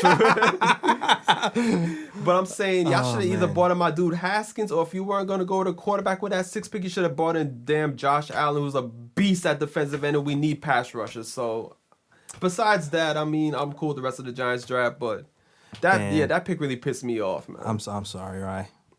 I'm sorry. Anything else to get off your chest, man? No, I'm good right now. Yeah, I'm good. So that wasn't even a whose man's is this? That was a bruh? You know what? Matter of fact, yeah. Get him in. Whose man's is this? Whose man's is this? All right. Yeah. We haven't done that in a minute. Word. All right. That was our show. That is it. Yeah, next week should be dope. Yes. I think we should have Terry next week. I'm thinking hopefully if everything goes well. Also a nice call-in. Next week should be a nice show. And you know what? You guys can call in as well. Shoot, what's the number off the top of my head? I don't remember off the top of my head. But you know what? Where can they find you, Ryan? You can find me on IG at Sergius Chillin'. That is SIR. Oh, Sergi is chilling. You know, Yes. I was paying attention. I was waiting. Yeah. That is SIRG is CHILLIN. I'm gonna get back to the writing soon. It just depends on, what happens with the news and stuff. There hasn't been much Knicks news lately, so therefore that's why I haven't been writing much. But hopefully after we finally figure out who the Knicks are going to, what position the Knicks are going to draft, in the NBA draft, whether it's 1, 2, 3, 4, 5, then that's when I'll definitely put something out and Yeah. And listen, man, we trying to get sponsorship over here. So everybody who watch this show, love the show, like, subscribe, share, write comments on iTunes, grade us on iTunes. Like, we really trying to make this thing work. We are really trying to grow this thing out, actually hire and pay people. You know what I'm saying? Get more writers, get more help, get more thinkers. We really trying to grow this thing out. So if you really love the KOT show, definitely promote us. That's the best way you can help us. Or buy merch. Yeah. Or just contribute to the show and call too. If you want to call onto the show, just call. Number is 888-359-5670. That's 888-359-5670. And yeah, that is it. I am Jay Ellis. You can find me at Jay Ellis Draws Things on Instagram because I draw things. You can find us on youtube.com/NickOfTimeShow. You can find us on theNickOfTimeShow.com. You can see his blogs. You can find us on Spotify, Google Play, Instagram, Twitter, Facebook, and you can hear us on Dash Radio as well. I am Jay Ellis. That's your boy Ryan G. Yes, sir. And we are out of here. Peace. Peace and love out to where you from, but all over the world they have to come. Say again, bright lights, big city, bright lights, big city. I'm gonna do what I'm supposed to do, represent for my New York City crew. Say again, bright lights, big city, bright lights, big city. New York, big city of dreams. I'm coming straight out. New York, big city of dreams. NYC.